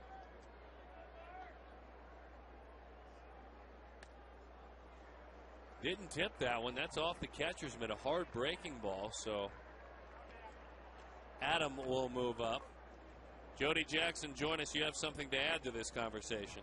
Well, yeah, a couple of things, guys. Andy told me on the pregame, that I didn't get the lay of the land on where everybody was staying. I'm assuming they're all staying in the house. But, he said that actually he and Jeff got into a little argument, just like old times, just brothers, nothing serious. But, and then, he mentioned a couple of other things. And then Jeff, I saw Jeff in the Diamondbacks dugout during batting practice. That is the eldest brother. And he, of course, played 7 professional seasons in baseball, mainly in the minor leagues as a pitcher, and he was lamenting to me that, he said, I guess I should have been a position player. Still might be in the league right now. But then also, I said, well, who are you rooting for tonight? He said, I don't know, but I think I'm going with Arizona because we're in Arizona. So he's going with the home team, although, and I'm sure there's a little bit of sentiment there, obviously, for Adam, who came in hitless. But I'm sure he's rooting for both his brothers. Well, that means he sleeps in the house. That's why you root for Arizona. Exactly. Thank you, Jody. Thanks, Jody. That was good stuff. Andy coming out not long before he went to work and joining us, giving us some insight. I sat down with Andy, and we'll hear parts of that throughout the weekend. Let's see, which one's the brothers? Dad, which one is it? Is that one a second or the one? Which one? Miguel Montero, a breaking ball. It's a strike. I think with the adding of LaRoche and guys like Kelly Johnson, it brings a little maturity because these guys have played for the Atlanta Braves. They played for Bobby Cox. They know how to play the game the right way. They've been with guys like Glavine, Chipper Jones, guys that know how to go out, the blue-collar type players that go out there and play hard. And I think that carries over to this ball club. I mean, you have your young players like Reynolds and Upton, but when they got up here, there was no veteran guys around them that were everyday players. Now you have these other 2 guys that are mixed in with them, and they see how they go about playing the game, and they kind of mix it all up. Miggy stays aggressive and again is rewarded. Pitches in, he pulled it. He was 0 for his first 2. Now he's 2 for his last 2. I think you make a great point. And it was Adam, when he got to the big leagues in Atlanta, that was taken under the wing of Chipper Jones. Chipper kept an eye on him. They're both guys that are outdoorsmen, so they share off-the-field things in common as well. But you want to see that man's eyes light up, and he's now a salty veteran. Ask him about Chipper Jones, and he becomes the young kid again, the young rookie. Well, and a lot of times that's the responsibility of the veteran to kind of take those young players under your wing and you teach them how to play the game the right way. Fouled back to the screen.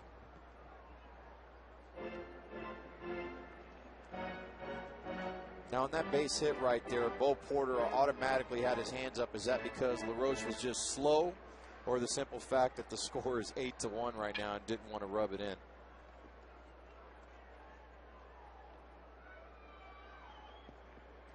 Plus, Chris Young has had a great day at the plate so far. 0-1, 1 out. Bouncing ball, it's a foul ball. There's a little conversation.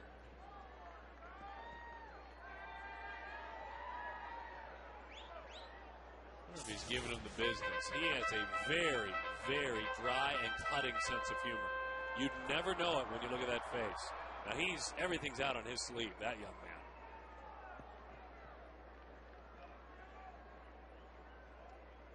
Oh, 0-2 the count. A run on 7 hits and 1 error for the Pirates. 8 runs, 12 hits, and no errors for the Diamondbacks. Popped it up and into the seats it goes.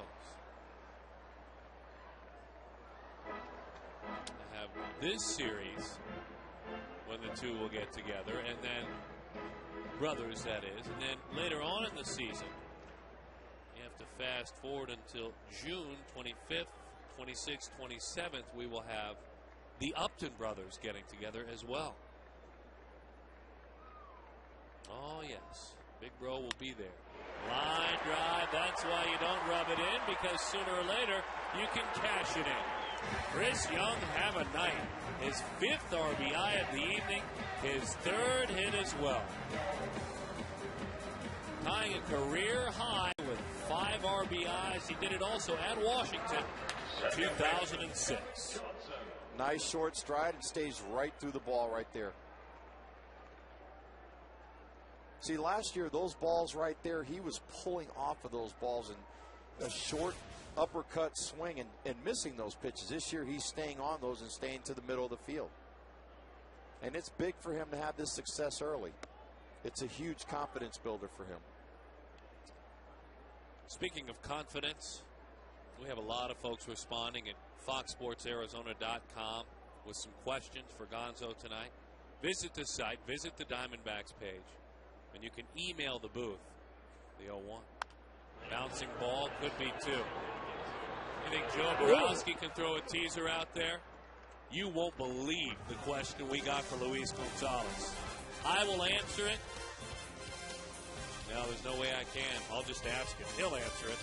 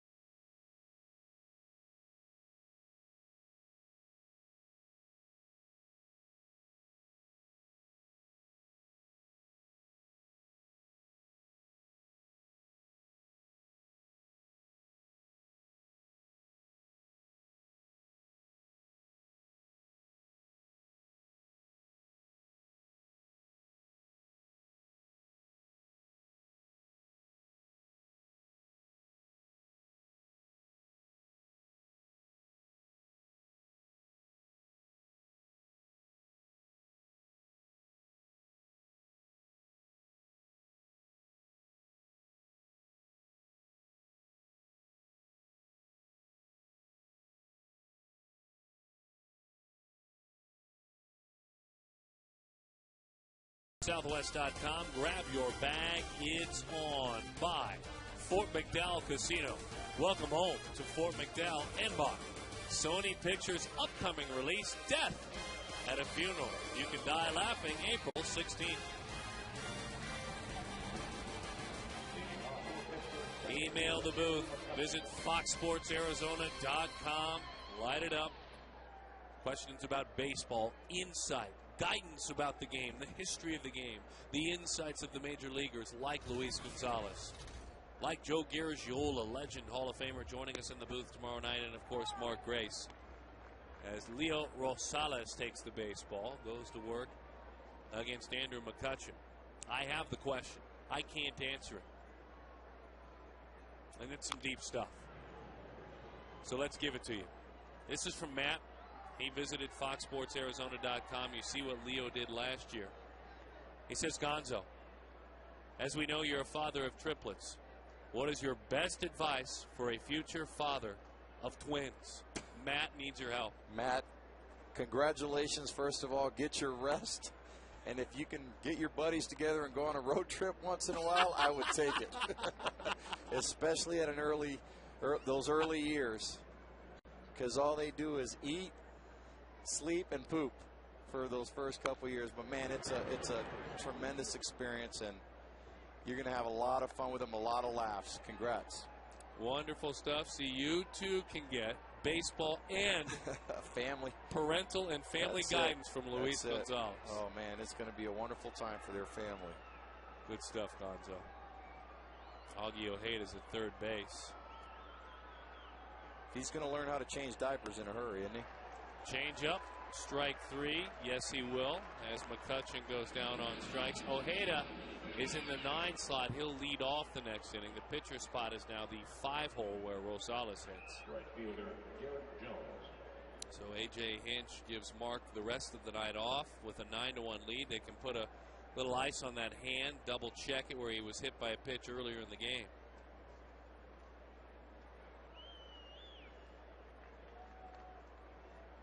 You know, we're only 4 games in. I think AJ's done a fantastic job of getting guys into the game. You know, just trying to mix players around. And base hit right field. Garrett Jones, continue your thought there. Just trying to give guys opportunities. I know, you know, after the 3rd game of the series, he started a couple new players out there and moved Johnson up to the top of the order, gave Connor a day off, got Parra in the game. And that's important for these guys, especially for your bench players. Usually it takes about, you know, halfway into the first month of the season, but AJ's doing a fantastic job of getting Schneider and some of these other guys into the ball game, keeping everybody fresh.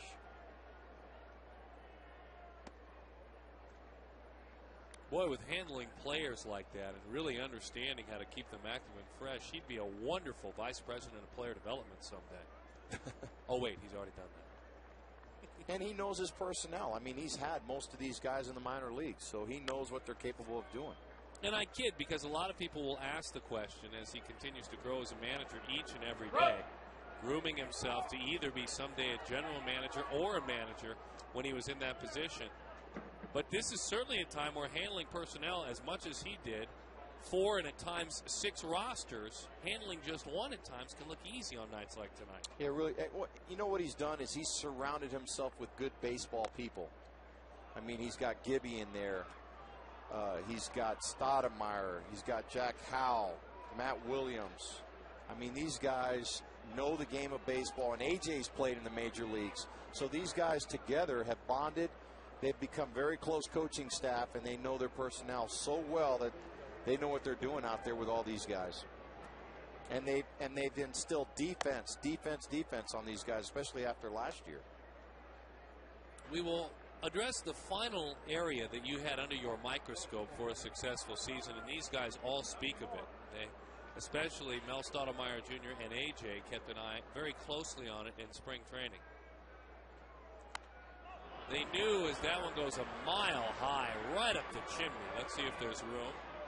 Nice job to stick with it, Miguel Montero. Attaboy.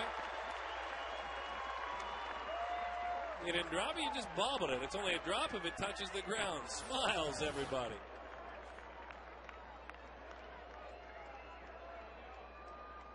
Left fielder, Lastings Village. But I'm talking about a left-hander in the bullpen, the importance of a left-hander in the bullpen. He's hiding back there behind the post. That's Jordan Norberto. Yeah, he's going to be very important to this ball club. He is the only lefty on the staff right now. And what he has to do, he's going to be the situational guy to face the Heltons, the Giambis, the Ethiers, the Kemp, you know, guys like all the left-handed hitters, the power-hitting left-handers in the National League West. And Zavada, he beat out Zavada for the job, and he was up here all last year, but he struggled in spring training. And Norberto, what he does, he overpowers guys with an above-average fastball for a left-hander, and he's going to give him a different look. The only thing that he's lacking is experience. And AJ's done a fantastic job of getting him in 2 games early already just to get his feet wet and go out there and pitch, and he's done a good job so far. But the real test for him is going to be when he's got to come in there with 2nd and 3rd and have to get that left-hander out. Pitch is low. 2-1 the count, so that is something we keep an eye on. And you want to talk about a rising star. If you grab the edition, the 2010 edition of Baseball America's Prospect Handbook, he makes the Diamondbacks' top prospects coming in at number 29. That's the jump he has made. That's what he accomplished this spring. Of course, young Jason Hayward's on the cover of the Atlanta Braves. But number 29, and he's the one that broke camp with the big club. That's doing something.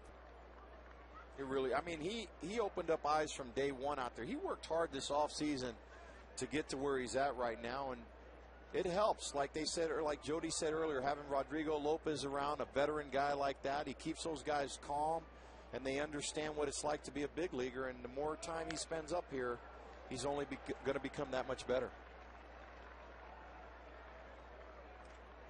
Yeah, if you've missed him, you have to catch him.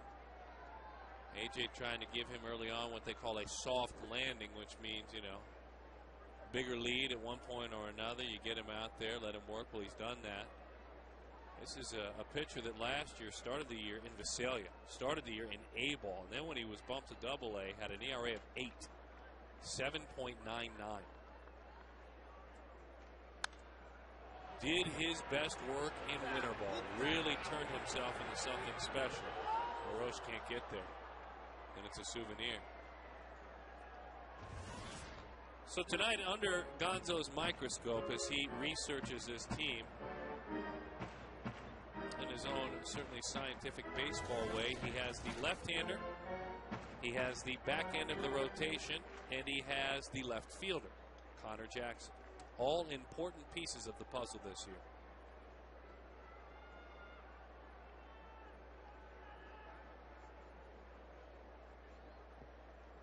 Manager John Russell said Lasting Millage came to camp focused and ready to play. He said he is my #1 surprise this spring and into the regular season, and he's proud of it. Hot shot, look out. Nearly took out his base coach. It's interesting. He's got number 85.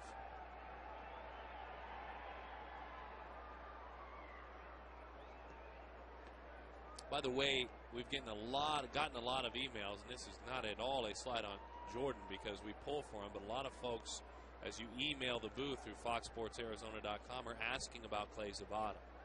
He will work in AAA. They want him back here. That one is fouled off. He wanted and tried to add an extra pitch, a breaking ball this spring, a curveball, if you will, to his repertoire.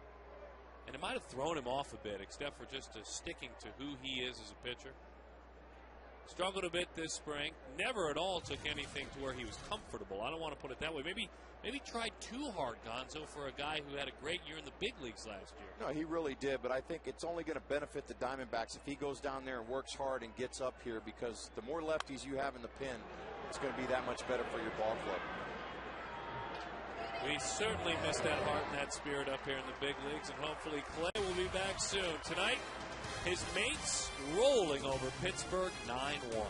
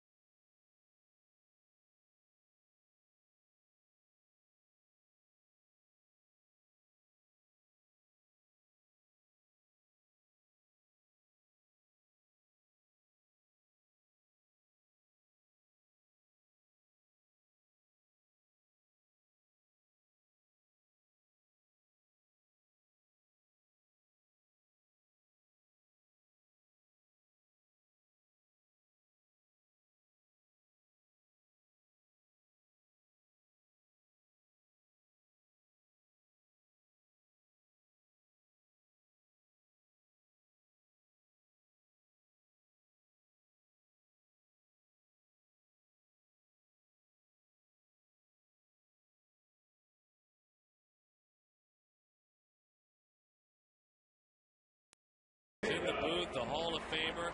It's our thrill to have him back. Broadcasting baseball tomorrow night. I think I'll just step aside and let him go. I am so excited.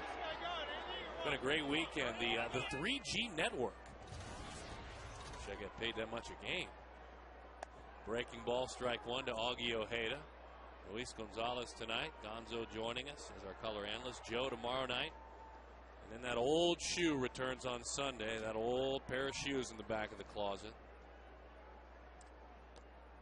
You know, the one we take for granted.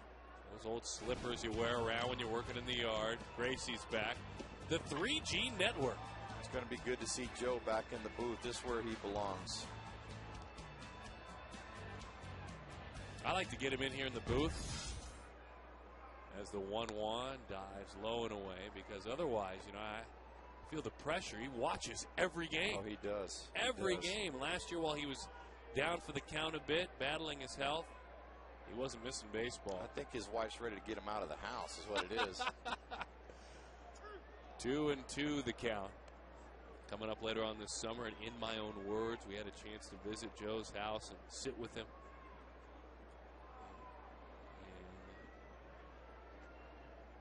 And he opened up his heart and his home. Breaking ball is high and away, 3-2 the count. 9-1 the score. Hayden Penn continues to work.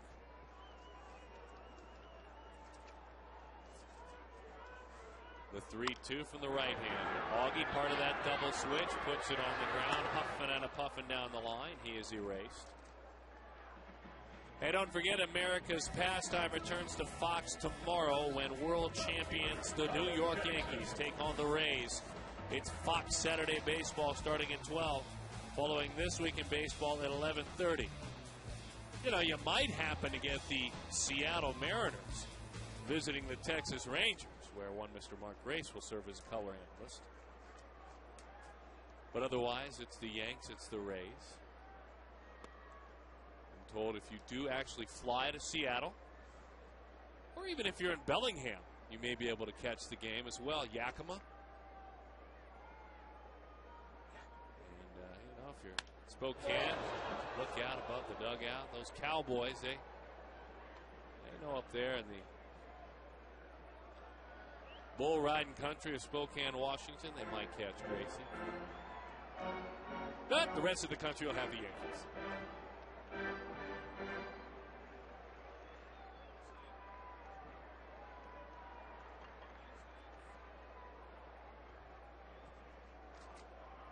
One and one the count.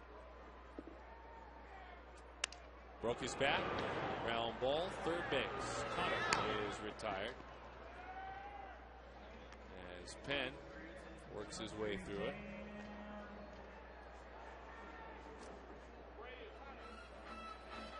I think those guys made a come down from the Buffalo, Chip. Up in Cave Creek. Bull ride going on up there every Friday night. A couple Cowboys, huh? Mm-hmm.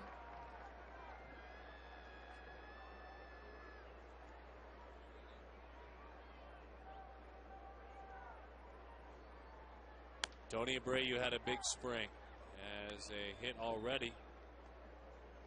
As you can see, well, the 30-game hit streak. We all know what number one is, so the 30-game hit streak, that's your favorite too.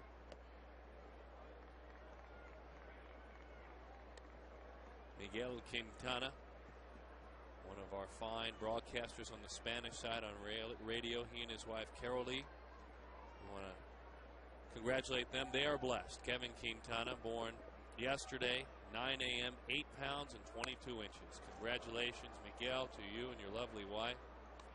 There he is with Kevin. He's working with Oscar Soria, one of the great Spanish broadcasters, Spanish language broadcasters, really in the world. He is so revered in Mexico. Does he look like he got any sleep last night? Of course not. And guess what? He's not getting any unless he's assigned to a road trip, as you mentioned earlier. That's right. Anytime soon. They're talking about it. Yes, they are. Help us, Gonzo. Talking about fatherhood, aren't they? Because they see themselves on the monitor. Line drive, base hit, left field, Tony Abreu. And Gonzo, I have to apologize. I asked you to help us out there and talked right over what they were saying. No, that's all right. I didn't catch what they were saying there. I didn't help you much, give you much of an opportunity. But Tony with a base hit in front of Justin Upton.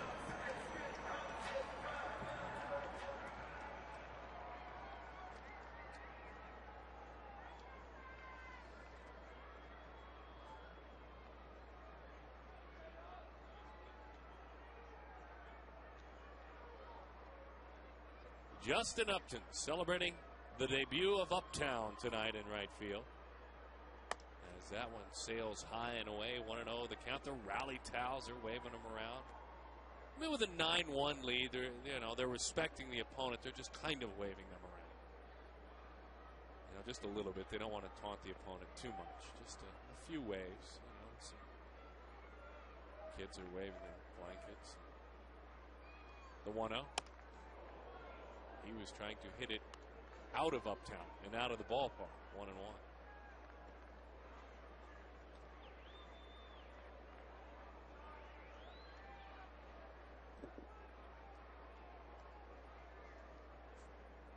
Folks are checking in. A lot of creative emails on FoxSportsArizona.com on the D-backs page. Broke his bat, popped it up. The folks are saying, you know what? There's nothing wrong with Youngstown in center field and Jacksonville in left.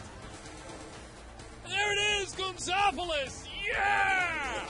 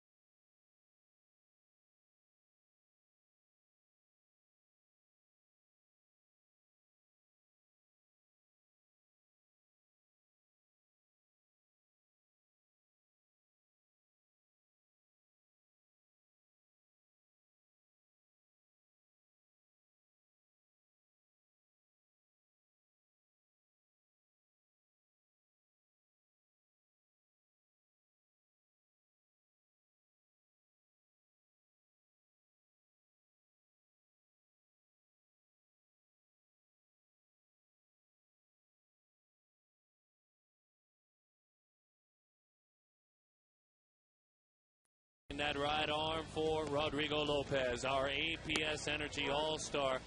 Fun to watch, wasn't it, Gonzo? As he has made it all the way back. He really was. He had command of every one of his pitches. Kept the Pirate hitters off balance all night long. Command, a pump of the fist. They managed to scratch out one run. And Jay Hintz said after 6 innings, 90 pitches, you're done. Thank you very much. Great work. It's a big lead. We'll need you again here in a couple of days. Veteran Bob Howery takes the baseball. Howery pitching on opening day. Touched up for a couple of long balls, so he'll go back to work. As that one misses a little bit in. 1-0 the count, Jeff Clement. Seattle's #1 pick, Clement, back in 2005. Bobby out of Deer Valley High School. As that one is fouled off.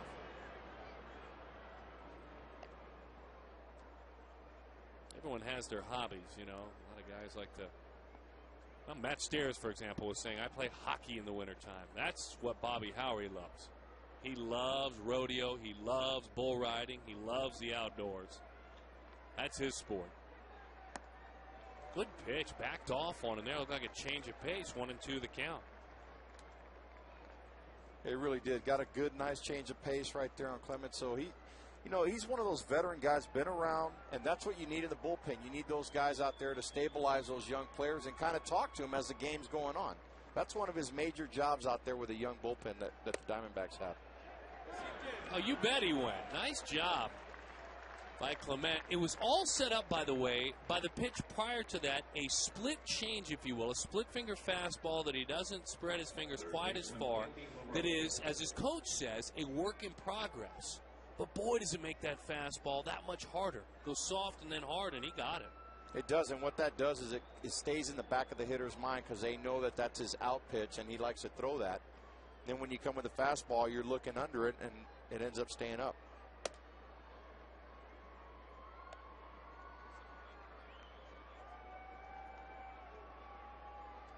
We appreciate Mel Stoudemire Jr. sharing some of the things the pitcher is working on because, boy, that helps us keep an eye on it. And this is the perfect time to work on it. Fastball, fly ball. And the play is made by Chris Young. What a season it's been for the Coyotes. Presented by the update, the City of Glendale. The Coyotes have clinched home ice advantage in the first round of the Cup playoffs. Catch Coyotes playoff action starting next week on Fox Sports Arizona. Right now, set to take on Detroit.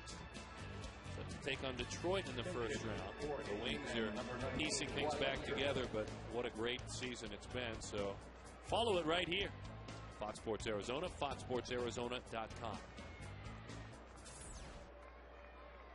Ryan Church,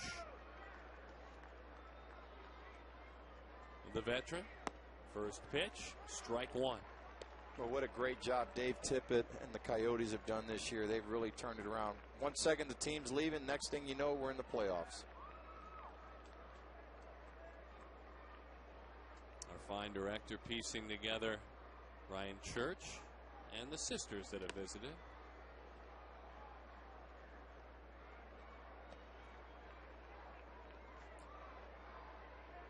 And we have been blessed by a solid ball game tonight.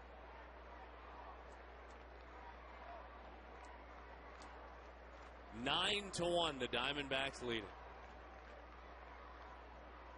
The 1-1. There it is again.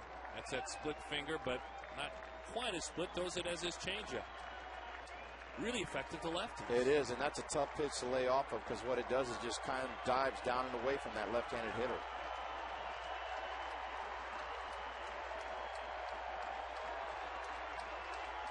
It was a 6-run third inning as 10 Diamondbacks came to the plate. They added a couple of more in the fourth.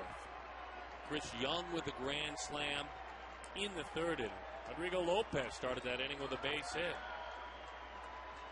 And the Diamondbacks look to improve to 3-1 in the season. They just did it. And again, that split-fingered change, and the Diamondbacks are victors tonight. Over the visiting Pittsburgh Pirates. Gonzo, nice job. I've enjoyed it. Gonzo and I will join the post-game show as we break all of this down. Rodrigo Lopez looks strong. He is back. Let's talk about all of it. Brad and Joe are ready. It's Quest D-Backs Live. Roll the open now!